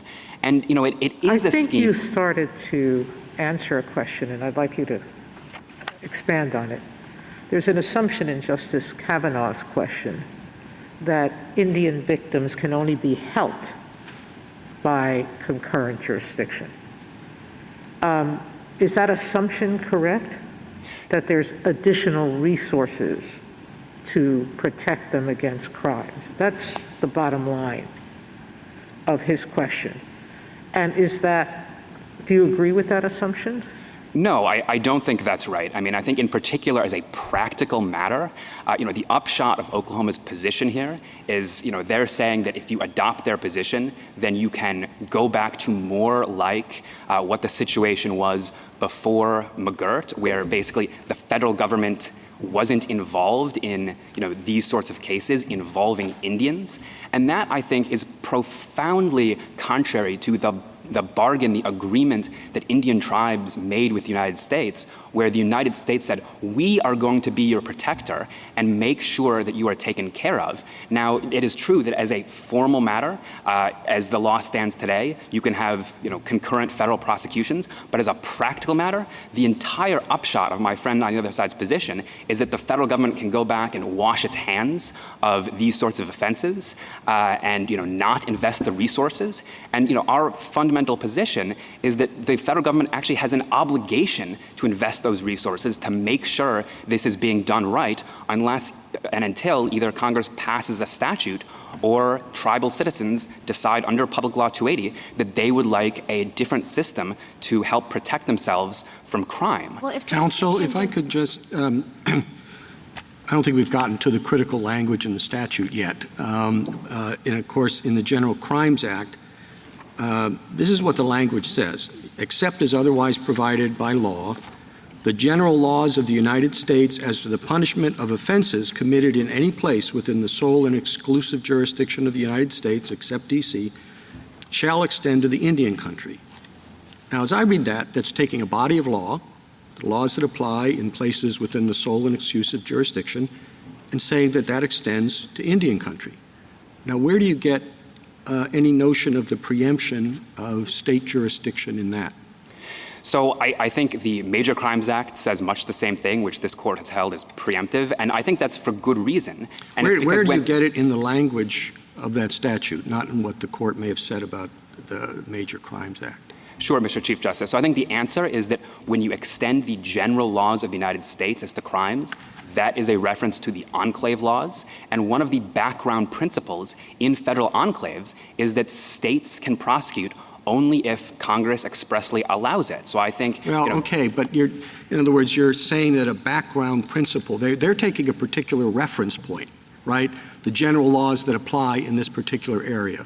And it doesn't say that all of the legal issues or jurisdictional questions in enclaves apply in Indian country, which they could have easily said. They simply say that body of general laws applies. Well, so, we think that when you take the principle from the sort of soil of federal enclaves, it brings with it this idea of federal exclusivity, particularly when you look at the body of law that's being applied. This is the general federal laws plus the Assimilative Crimes Act. It is designed for so places— it's the soil that comes. It's not the language itself. Well, so I think it's the language that brings the soil with it, but it's also not only the language of this statute, because remember, we have, just imagine you're sitting there and it's June 25th, 1948. Congress is reenacting the General Crimes Act, this language, and at the same time, it's— but that's just the general codification, right? I mean, we've said over and over again that we shouldn't draw any inferences from the recodification in 1948, which is all the provisions in the U.S. Code, right? So as to Indian country criminal jurisdiction, this is the very opposite of a general codification. So the term that governs the General Crimes Act's geographic scope is Indian country, and in 1948, Congress codifies that definition in 1151, immediately prior section. For the first time since 1934, it does so expressly recognizing that Indian country is going to include land within states. It looks at this court's cases in doing that, including, and you can see this in the reviser's notes, this court's decision in Donnelly, which says that the single basis for state criminal jurisdiction in Indian country, McBrotney and Draper, does not apply to cases like this one. And then simultaneously, you have the reauthorization of the Kansas Act saying we are going to give just Kansas, and then also Iowa and New York, around a week later, jurisdiction over crimes by or against Indians. Intent. Now, I thought I had the same question, and I thought, but don't just agree with this if I'm wrong, that the federal enclaves are exclusive of state prosecutorial powers. The state can't prosecute crimes in federal enclaves. Why not? Well, it was constitutional in origin. I think so. And those constitutional principles about federal enclaves, as applied, were prosecutions in federal enclaves are federal, period, not state. And that was the principle based on a constitutional reference, which meant the words general laws pick up that jurisdictional principle. Am I right or wrong? I think you are right, Justice Breyer, and I think it's particularly significant that you are taking those principles and you are applying them to Indian country, which is another area which historically and presumptively is one where federal law is preeminent and state law gives way particularly easily. As this court emphasized in Williams versus Lee, the basic policy of Worcester endures. Well, I think— No, I was just going to say, I hesitate to say it, but I think he may be wrong. In that they could have said that the exclusive jurisdiction extends to Indian country, and that would have been a pretty big deal. Instead, they say these laws extend to Indian country. Yeah, no, that's right. That's the other way to read it. The other way to read it is general laws mean substantive laws. And or your way to read it would be it includes principles that at least those derived from the Constitution. Have I got it right? Is that right? Yeah. All right. So I do think those are the two readings that are on the table. I think one reason to pick ours is that it's the only one that is consistent with 82 years of statutes Congress has enacted using the phrase by or against Indians. And I think it's significant that it's really done that in dialogue with this court's cases. So 2 years after this court in Williams says, what Donnelly means is no state jurisdiction, you have the reenactment of the General Crimes Act and these several state-specific statutes. Then you get Public Law 280 a few years later. 1958, Williams versus Lee reaffirms the rule here is exclusive federal jurisdiction. And then in 1968, Congress amends Public Law 280 based on all that, and it does a couple of significant things. So number one, it creates this tribal consent right. That consent right, as a matter of text, applies to assumptions of jurisdiction over crimes by or against Indians. My friend's position would read that text out of what Congress provided in 1968, which was a hard-won victory that tribes earned. And our fundamental submission is that if Oklahoma wants to do that, then it needs to do what the tribes did and go back to Congress. And it also allowed states to retrocede, again, that specific jurisdiction, crimes against Indians. And many, many states have decided to do so, and they would nullify that choice as well. You rely heavily on Worcester against Georgia. What do you do? I think it was Frankfurter, his language in Village of Cake, that the general notion, I'm quoting, drawn from Chief Justice Marshall's opinion in Worcester, that an Indian reservation is a distinct nation within whose boundaries state law cannot penetrate, yielded to closer analysis when confronted in the course of subsequent developments with diverse concrete situations. I mean, I understand that if Worcester against Georgia were the law that we were dealing with today, that I think your friend's argument on the other side to try to change the parameters of the argument to a strict preemption analysis might be pretty difficult. But, I mean, is Frankfurter wrong? So I think there are three answers to that, Mr. Chief Justice. Number one, in 1834, Congress's backdrop was Worcester, so that was the understanding that Congress had when it enacted the forerunner to the General Crimes Act. Second, those same cases like Williams versus Lee that say we have departed in some respects from Worcester emphasize that the rule in this case is that state courts lack jurisdiction. And third, I don't think we have to guess about sort of how to translate, Worcester into, an era where you have reservations existing within state boundaries, because we have everything that happened in 1940, 1948, and thereafter, where you see Congress itself grappling with what should be the rule against the backdrop of this court's cases saying, we have recognized this one ground for state criminal jurisdiction in Indian country, and it doesn't apply to crimes by or against Indians. So I think the core point is that as to the question presented here, this is something that Congress really has resolved. Justice Thomas? Justice Breyer? Anything further? Justice Alito? You said that the regular rules of preemption do not apply in a case like this. What is your test for preemption in a situation like this?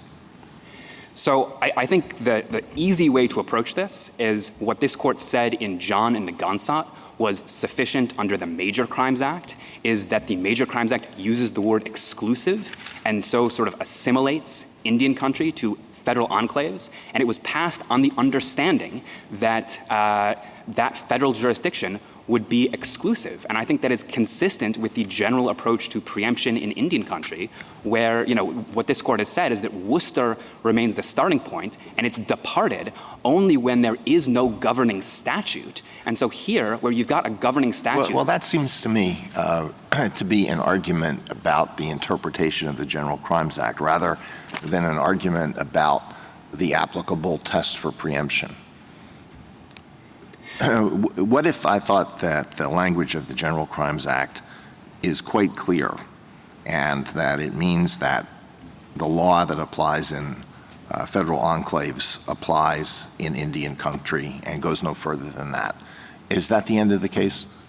No, I mean, I think, again, what this court has said in Mescalero-Apache, what I hear, your question to be saying, Justice Alito, is that there is no express statement of preemption. And what this court has said in Mescalero-Apache is that you do not need an express statement of preemption. And, if you want to test, I think... I mean, that's my question. What do you need more? What do you need in this situation that is insufficient, would be insufficient in an ordinary preemption case? So, I think what this court has said is that it is a more lenient standard. And so when you have text that I think we can all agree contains some indicia of federal jurisdiction, then, that really is it. And the state must show an affirmative authorization. I mean, the language has to be ambiguous. It has to be possible to read the language to mean something different.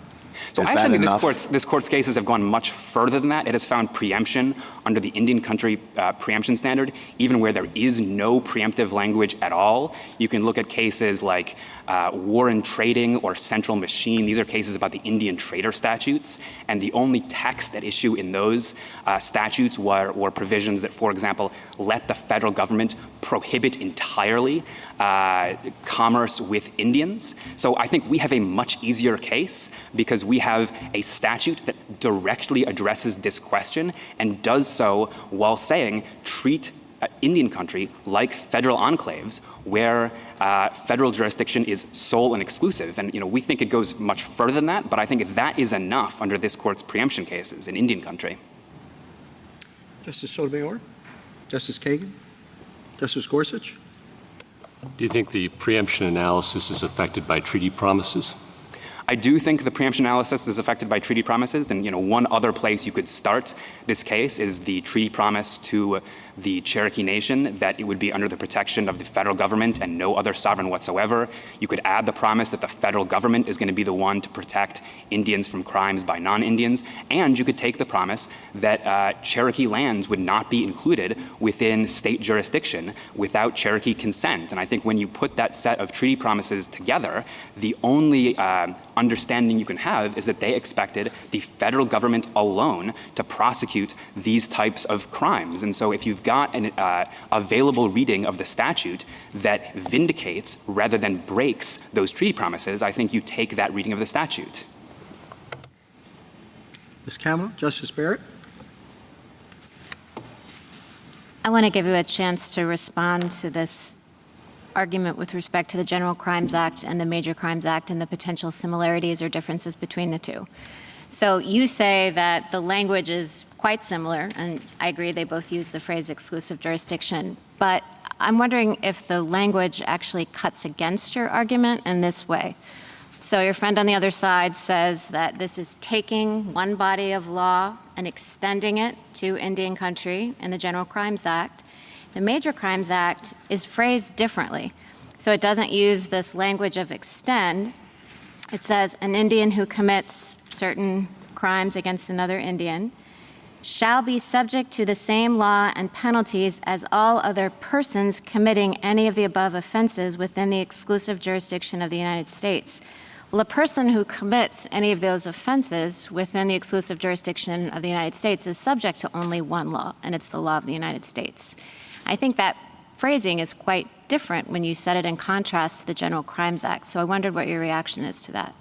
So I think the first answer is that those nuances have nothing to do with why this court said in John and Nagansat that the Major Crimes Act was preemptive, which really was just about, the comparison between Indian country and exclusive, areas of exclusive federal jurisdiction. But I think the text fundamentally does the same thing. What it says is that individuals are subject to the same law and penalties as all other persons committing these enumerated offenses, which I think sweeps in a set of criminal but not civil principles, which I think is exactly what the phrase as to the punishment of offenses does in the General Crimes Act. So I think they do fundamentally the same thing. And I guess another point I would make on that is that, if that argument were right, I think that would cut in our favor. I mean, if you look, for example, at the 1817 statute that was the precursor to the General Crimes Act, it uses actually language that's pretty similar to what's now in the Major Crimes Act. It says that defendants shall be subject to like punishment as others within areas of exclusive federal jurisdiction. So, that their argument, I think, would make the 1817 General Crimes Act preemptive. And I don't think there's any story in which the General Crimes Act, was preemptive in 1817 and stopped being that after. But I think the more fundamental point is that none of these nuances really have anything to do with why this court in John and Nagansat held that the Major Crimes Act was preemptive under the Indian country preemption standard. Thank you. Thank you, counsel.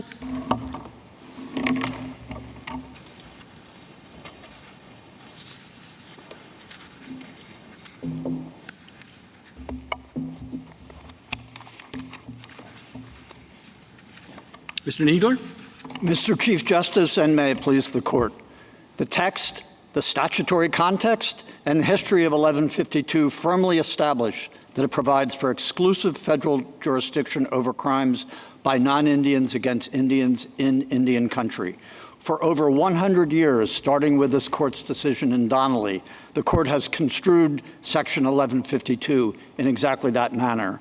And beginning more than 80 years ago, Congress has repeatedly enacted laws that make clear that an act of Congress is necessary to authorize a state to conduct such prosecutions. The roots of exclusive federal jurisdiction under the statute, in fact, go much deeper, though, to the founding, when the framers rejected the divided authority under the Articles of Confederation and invested plenary and exclusive power over Indian affairs in the national government. And the early Congresses invoked those powers by enacting Section 1152's predecessors to prevent violence that could lead to war and to further the nation's commitments to protect the Indians and their territories from federal encroachment by often hostile states and their citizens. This court should reject the proposition that it should overturn 100 years of settled understanding of this statute in this court, in Congress, by the executive branch, and in the states to solve a problem following this court's decision in McGirt, because the result would be to unsettle established jurisdictional understandings and jurisdictional arrangements in many other states, and in fact would unsettle jurisdictional understandings in the state of Oklahoma beyond what was that were in existence at the time of this decision in McGirt. Oklahoma has much trust and restricted allotment land in both western part of the state and the eastern part of the state, which for more than 30 years has been understood to be subject to exclusive jurisdiction, and the states have not been able to apply their laws there. So what the state is asking for here is not just to go back to what the situation was before McGirt, but to undo the settled understanding in Oklahoma itself about the application of state law to Indian country. What is your answer to the language, Frankfurter's language I read from Cake concerning what weight we should give to Worcester against Georgia? I think that proposition has to do with things where there is not a governing act of Congress. It often comes up that there may be a question of just inherent tribal sovereignty, and does state law interfere with that? And there have been some adjustments of that, largely because non-Indians have moved on a reservation, and often state law will apply to the non-Indians in that situation. But I'm sorry, go ahead. No, but here we have an act of Congress that is deeply rooted in exclusive jurisdiction over crimes by or against Indians back to the founding. But I mean, I think what Frankfurter was addressing is the overall theory of what Marshall's approach was, that the boundary theory, that this is the state and this is the Indian country, and they don't overlap at all. And Frankfurter's point is, well, it turns out that they have to overlap quite a bit if you're going to deal with all these different factual situations that come up. So the notion, which certainly has a lot to play in the arguments that you have chosen to support, I think is undermined quite a bit. I mean, to the extent, I guess, you agree that this is a preemption case, don't you? Well, of a sort, but that's not the way this court has understood it, and it hasn't used that terminology. And I want to take a moment to explain the origins of the modern understanding of this, which is this court's decision in Donnelly, which was a watershed on this point. The argument was made there that the result in Draper and McBratney should control and that the state should have jurisdiction and not the federal government. The argument, or the result in McBratney and Draper was not concurrent jurisdiction. The theory of those cases was that by the act admitting those states to the Union had repealed 1152 and therefore allowed state jurisdiction to come into play. And the court said that expressly in Donnelly. It said that Draper and McBratney understood that the statehood acts had qualified the prior jurisdiction of 1152 by withdrawing from the federal government and then conferring on the state the jurisdiction to prosecute crimes by non-Indians against non-Indians. The whole understanding of that case was it's one or the other. It's either exclusive jurisdiction or it's not exclusive jurisdiction. It's state jurisdiction. And to your point, Justice Gorsuch, the court in Donnelly made the very point that you made. It said that in the court's prior decision in Kagama, which involved prosecution of Indians, the court said that was exclusively, that was subject to federal jurisdiction because the states are often the hostile enemies of the Indians, and also of the need to protect the Indians as the wards of the nation. Could you explain? If I could just finish for a moment. Sure, yeah. The court in Donnelly said that same principle applies, perhaps a fortiori, to a situation where you have a non-Indian committing a crime against an Indian because of the need to protect the wards of the nation. So as Donnelly, I think, settled this question, and it isn't just dicta, it was Mr. the very Kneedler, reasoning. that's all very abstract, but could you explain why exclusive federal jurisdiction is better for Indian victims of crimes by non-Indians than concurrent jurisdiction? It may or may not be, and I think a lot of it has to do with the perception. There are three sovereigns involved here. There's the federal government, the state, and the tribes and the tribal members. And they may not all see the same on that. And that was the purpose for Congress enacting Public Law 280, is it would allow the states, all right, well, the tribes to in more decide concrete terms, you have a crime, alleged crime committed by a non-Indian against an Indian. Why is it better for the Indian victim that the only recourse is federal prosecution with the limited resources that federal law enforcement has, rather than concurrent jurisdiction? Concretely, why is that worse? If the state goes first and the Indian victim or the tribe is not satisfied with the way that played out, we have the dual sovereign doctrine, which we reaffirmed in Gamble, and the federal government can step in and prosecute. Why does that disadvantage an Indian victim? I don't really understand. I'm not here arguing that it necessarily disadvantages any particular Indian victim. The United States prosecutes crimes in some states that have concurrent jurisdiction, but that concurrent jurisdiction exists because the relevant sovereigns have agreed to that this regime. Sounds awfully abstract. Now, I think the most valuable information you could provide, for me at least, is an assessment of the situation right now in Oklahoma and whether the criminal laws are being adequately enforced right now, and whether the current situation in the judgment of the United States is sustainable. Suppose Congress does nothing. Well, is it a sustainable situation? Is the federal government going to be able to provide enough federal agents, enough federal prosecutors, enough federal judges, enough federal courtrooms, enough federal probation officers to handle the caseload that was previously handled by state law enforcement? Yeah, I'm not here to minimize the challenge that has resulted from the decision in McGirt. And the Justice Department has responded to that by providing resources to Oklahoma, 110 additional AUSA positions, federal district court judges have been designated to serve in the districts. Magistrates have been brought in. FBI agents have been brought in. Those are temporary. Yeah, I appreciate all that, but I did have two questions.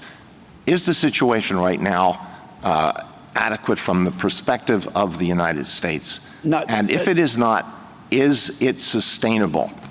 The situation with respect to funding, there are 2 points. Is there adequate funding, and will that funding be permanent? The administration has requested an additional $40 million for AUSAs, an additional 76 slots for FBI agents, additional federal marshals, additional money for the prisons. And Congress, in its political responsibility, we trust will appropriate that money. Well, are you counting on that? Are you counting on this being the permanent situation? Are you counting on an agreement between the state and the tribes? And if it is the latter, what is the universe of agenda items in the negotiations between Oklahoma and the tribes? What are they negotiating about? We are not counting on an agreement between the tribes and the states.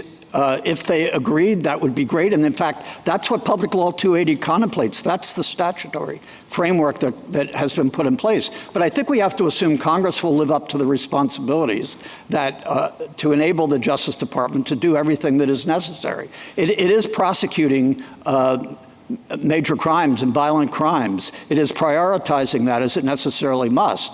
And as things hit their stride, then some of the less serious crimes will be prosecuted. It's not like they've been dropped. They're in the queue to be prosecuted as time comes along. But my basic point is the court should not rearrange this established jurisdictional regime because of this moment in time in Oklahoma, because it would unsettle jurisdictional arrangements throughout the country. And one point I think hasn't gotten enough emphasis on that. There are a number of states that have chosen not to assume jurisdiction under Public Law 280 before 1968, and now it would involve tribal consent. But the 1968 amendments to Public Law 280 also provided for the retrocession of jurisdiction by a state to the federal government. And I understand there have been 30 retrocessions of jurisdiction, but the statutory retrocession provision only provides for retrocession of jurisdiction that was acquired under Public Law 280 itself. And there are two lessons from that. One is it shows that it was necessary for Congress to do something to enable a state to acquire jurisdiction under Public Law 280 in the first place over crimes by or against Indians. But it also shows that if the states were now found to have inherent concurrent jurisdiction, notwithstanding the statutory framework, the corpus juris of Public Law 280 and all those other statutes, it couldn't retrocede that because it would not have been jurisdiction acquired under Public Law 280. And that would perhaps call into question the retrocessions that those states have already made. States that have decided they didn't want the jurisdiction that had been offered to them under Public Law 280, which just reinforces the idea that Congress has made the allocation of jurisdiction in Indian country against the backdrop of Donnelly, where it's exclusive, to be the subject by sovereign choices by the United States, which Congress could pass a law conferring jurisdiction, taking into account the concerns we have, by the tribes and the states. That's fundamentally a political judgment about how that jurisdiction should be allocated. If a state doesn't want concurrent jurisdiction, is there anything to prevent the state legislature from forswearing that? No, but that's not the. I don't think so. But if the state has this jurisdiction by virtue of its statehood, then I don't know whether it would be responsible for the state to disavow it. It has jurisdiction. Doesn't it have to do something about it? But what Congress enacted, again, a framework in which it's up to the respective sovereigns to decide how Indian countries should be governed. And therefore, from the tribal perspective, it's not a question whether a particular Indian victim in a particular case would be better protected or not. There is a collective judgment to be made on behalf of the tribe with respect to its territory about how the sovereign authorities will be allocated. I mentioned— Isn't that the point, which is Indians have their rights vis-a-vis their own government, their own Indian government, and they have expectations of what that reservation will do for them or not do for them. Is that correct? Yes. And that's the same view when you were saying in treaties, the Cherokee Treaty here says that the federal government will protect them, correct? Yes. And so to the extent that a victim has expectations, that's the expectation, correct? Yes, as a member of the tribe. And yes, an important difference between the United States and the state, it's not just two entities both can prosecute. There is a trust relationship between the United States and a state, and a tribe, and the tribal members. There is not a trust relationship between a state and the tribal members. And it's understandable, particularly given the history, as this court said in McGirt itself, there is a long history of separating tribes and tribal members from the states because of the hostility. It's understandable that a tribe and its members would think it would be best to look to the trustee for protection and not necessarily the state. Now, a tribe might make a different conclusion and consent to state jurisdiction because it thinks it's better for its tribal members. But that is the essence of tribal self-government, to allow the people of the tribe to decide whether they want to consent to state jurisdiction or not. Is there any source that I can look at that would tell me, everyone assumes that Oklahoma has been fully prosecuting over time. Well, we don't have a history, correct? Not in the fee lands and in the right. reservation. So there is an assumption that Oklahoma will actually expend the resources in doing this, correct? Well, it did before. Yes, and I'm not in a position to assess how well Oklahoma did that. No, but before. Is there a source I can look at that would tell me that, in fact, Oklahoma, we know they prosecuted some of the people who are getting out now, although many of them have been prosecuted by the federal government. Do you have an idea of how many people have been let out without prosecution by the federal government? I don't recall, frankly, the precise number. It's, I think, not that great. I can supply the figure that was given. I think it may be 100, a couple hundred, but please don't hold me to that because I'm not. That's what I've been given to understand. Right. So there's nothing to suggest that the number is going to be as large as is being thrown around by the petitioner. Right. I also wanted to mention a couple of the other court's decisions. It's not just Donnelly where the reasoning depended on this understanding that the statute is exclusive. It was also true in Williams versus United States, where the court specifically said that the United States, rather than the state of Arizona, has jurisdiction. That's not concurrent, that's exclusive.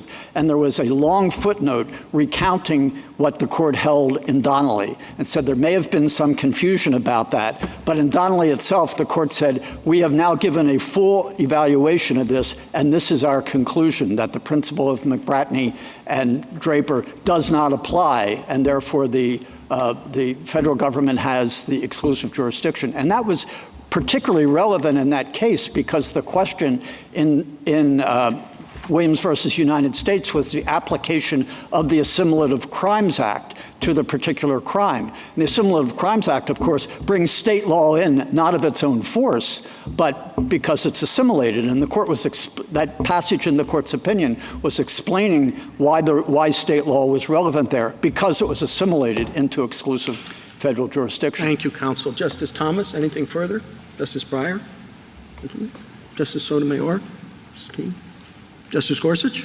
No? Justice Kavanaugh? Just one. On the statutory text, if we just took the statutory text and nothing else, and your position on how to interpret the statutory text were correct, why would a state have jurisdiction over non-Indian on non-Indian crime in Indian country? Well, what the court held in McBratney and Draper was that the Statehood Act had repealed that. It's not that the text itself doesn't reach it. It's that Draper and McBratney held that it had been repealed with respect to that category. So there is asymmetry in the statute as a result. Indian on Indian crimes are excluded by the second paragraph. Non-Indian upon non-Indian crimes are excluded by virtue of Draper and McBratney. And in the middle, where you have crimes by non-Indians against Indians or the other way around, the very core of the relationship between Indians and non-Indians that Congress was given exclusive responsibility for from the founding forward, that remains exclusive federal jurisdiction. And this court's decision in Narragansett said that it's the text and the court's decisions that had rendered the Major Crimes Act jurisdiction exclusive, and it relied only on the word exclusive. We have that same point here. And if I could make one other textual point, because I think this is important. My friend on the other side has several times relied on language in Wilson and also in Donnelly as saying the word exclusive refers not to the nature of the jurisdiction, but to the laws imported. And I think he's misreading that language. The argument in both Donnelly and Wilson, it was a somewhat convoluted argument, but it was that the federal government as a whole does not have exclusive jurisdiction over those particular reservations. Like in Donnelly, it was the state has created a school district. Therefore, the federal government doesn't have exclusive jurisdiction. Therefore, the argument was that the federal criminal statute can't apply because it's being applied in an area where there's not exclusive jurisdiction. And the court said, no, the phrase you're talking about is not talking about the general nature of the jurisdiction of an Indian reservation. It's talking about the laws that will be applied in that area. And here, that's exactly what we're saying. The law that will be applied in Indian country, whether or not it's exclusive for other purposes, is the enclave law, which is itself exclusive. Justice Barrett. Thank you, Mr. Kneedler. Rebuttal, Mr. Shanmugam. Thank you, Mr. Chief Justice. I'd like to cover the relevant preemption principles, talk a little bit about the cases, and then finally talk about the practical consequences. My friend Mr. Kneedler says that this is, quote, preemption of a sort. Well, it can't be that. It has to be some form of preemption that this court has recognized, and it seems to us that there are three possibilities. The first is obviously conflict preemption, and my friend Mr. Schauf talked only about the General Crimes Act. With respect to my friend Mr. Kneedler, we do think that this court's decision in Wilson resolves this issue for the simple reason that it says in the second half of the relevant sentence that the phrase within the sole and exclusive jurisdiction of the United States is only used in the description of the laws which are extended to it. We think that that's correct as a matter of statutory interpretation because the statute talks only about the general laws of the United States extending to Indian country. And to the extent that my friend Mr. Schauf talks about a background principle in the soil, the principle at issue is a constitutional principle. It's the principle from the Enclaves Clause in Article 1, Section 8. And I think it would be quite strange, given the structure of that provision, to say that it incorporates that principle as well. And if it did, it would suggest that McBratney itself was incorrectly decided. And to the extent that finding no footing in the text of the General Crimes Act, my friends turn to the Major Crimes Act, we think that the proper way to construe the Major Crimes Act is as indicating that an Indian who commits a crime that is enumerated is subject to prosecution within the exclusive jurisdiction of the United States, not simply that such an individual is subjected to the same punishment as an individual who commits a crime within federal enclaves. This court's decisions in John and Narragansett relied on the text of the statute, albeit without much explanation, and that's even clearer when you look at the earlier versions of the two statutes, which we cite in our reply brief. As to Public Law 280, the argument that my friend Mr. Schauf is making today really does sound in field preemption, and I would respectfully submit that Public Law 280 comes nowhere near the standard for field preemption, which requires a framework of regulation so comprehensive that Congress left no room for the states to supplement it, and a federal interest that is so dominant that the federal system can be assumed to preclude state laws. That's the Arizona versus United States test. And that would be a very odd test to say is satisfied in an area where the state has presumptive predominant police power. Finally, with regard to balancing, the language on which Mr. Schauf relied from Mescalero talks about how the ordinary preemption framework often doesn't operate where there's a tribal interest. But what Mr. Schauf omits is that the court says that when that is true, the court resorts to balancing. And we haven't heard a lot today about how respondent could prevail under that balancing test, and I would respectfully submit that that is because he cannot. With regard to the cases, I would just say with regard to Donnelly that my friend Mr. Kneedler said that Donnelly settled this question. If that's true, I'm a little bit perplexed as to how the federal government could have taken the opposite view on the question presented in the OLC opinion and thereafter for a time and characterized the language in earlier cases as dicta. But the one thing we can be certain about Donnelly is that it did not say that the states lacked jurisdiction. Donnelly simply said that the federal government had jurisdiction. It said that the question was whether or not the states had, quote, undivided authority over that category of offenses. And in doing so, the court repeated and endorsed the language from Wilson to which I referred earlier. Finally, with regard to the practical consequences here, my friend Mr. Kneedler said that he was not here to minimize the problem on the ground in Oklahoma, but he was not exactly eager to tell you about the problem. And I think that the problem with respect is greater than he suggested. He referred to the number of cases where convictions have been overturned in the wake of McGirt. But the far bigger problem is the ongoing prospective law enforcement problem in the state of Oklahoma. And contrary to Mr. Kneedler's suggestion that cases are simply being held in the queue, I would refer the court to DOJ's fiscal year 2023 budget request, where DOJ said, and I'm quoting, as enforcement of nonviolent crime is relatively low, Oklahoma communities may see a surge in such crimes, and many people may not be held accountable for their criminal conduct due to resource constraints. So to answer your question, Justice Alito, is this a sustainable situation? I would respectfully submit that it is not a sustainable situation. And it would be a cruel irony if the consequence of this court's decision in McGirt is less protection for the tribal victims of serious crimes. We would submit that the judgment of the Oklahoma Court of Criminal Appeals should be reversed. Thank you. Thank you, counsel. Mr. Kneedler, I note for the record that this is the 150th case in which you have presented oral argument before the court. And on behalf of the court, I thank you for your skilled advocacy over the years. And now, as many of you may know, Justice Breyer has announced his retirement from the court, effective when we rise for the summer recess. That means that the oral argument we have just concluded is the last the court will hear with Justice Breyer on the bench. For 28 years, this has been his arena for remarks profound and moving, questions challenging and insightful, and hypotheticals downright silly. This sitting alone has brought us radioactive muskrats and John the Tiger Man.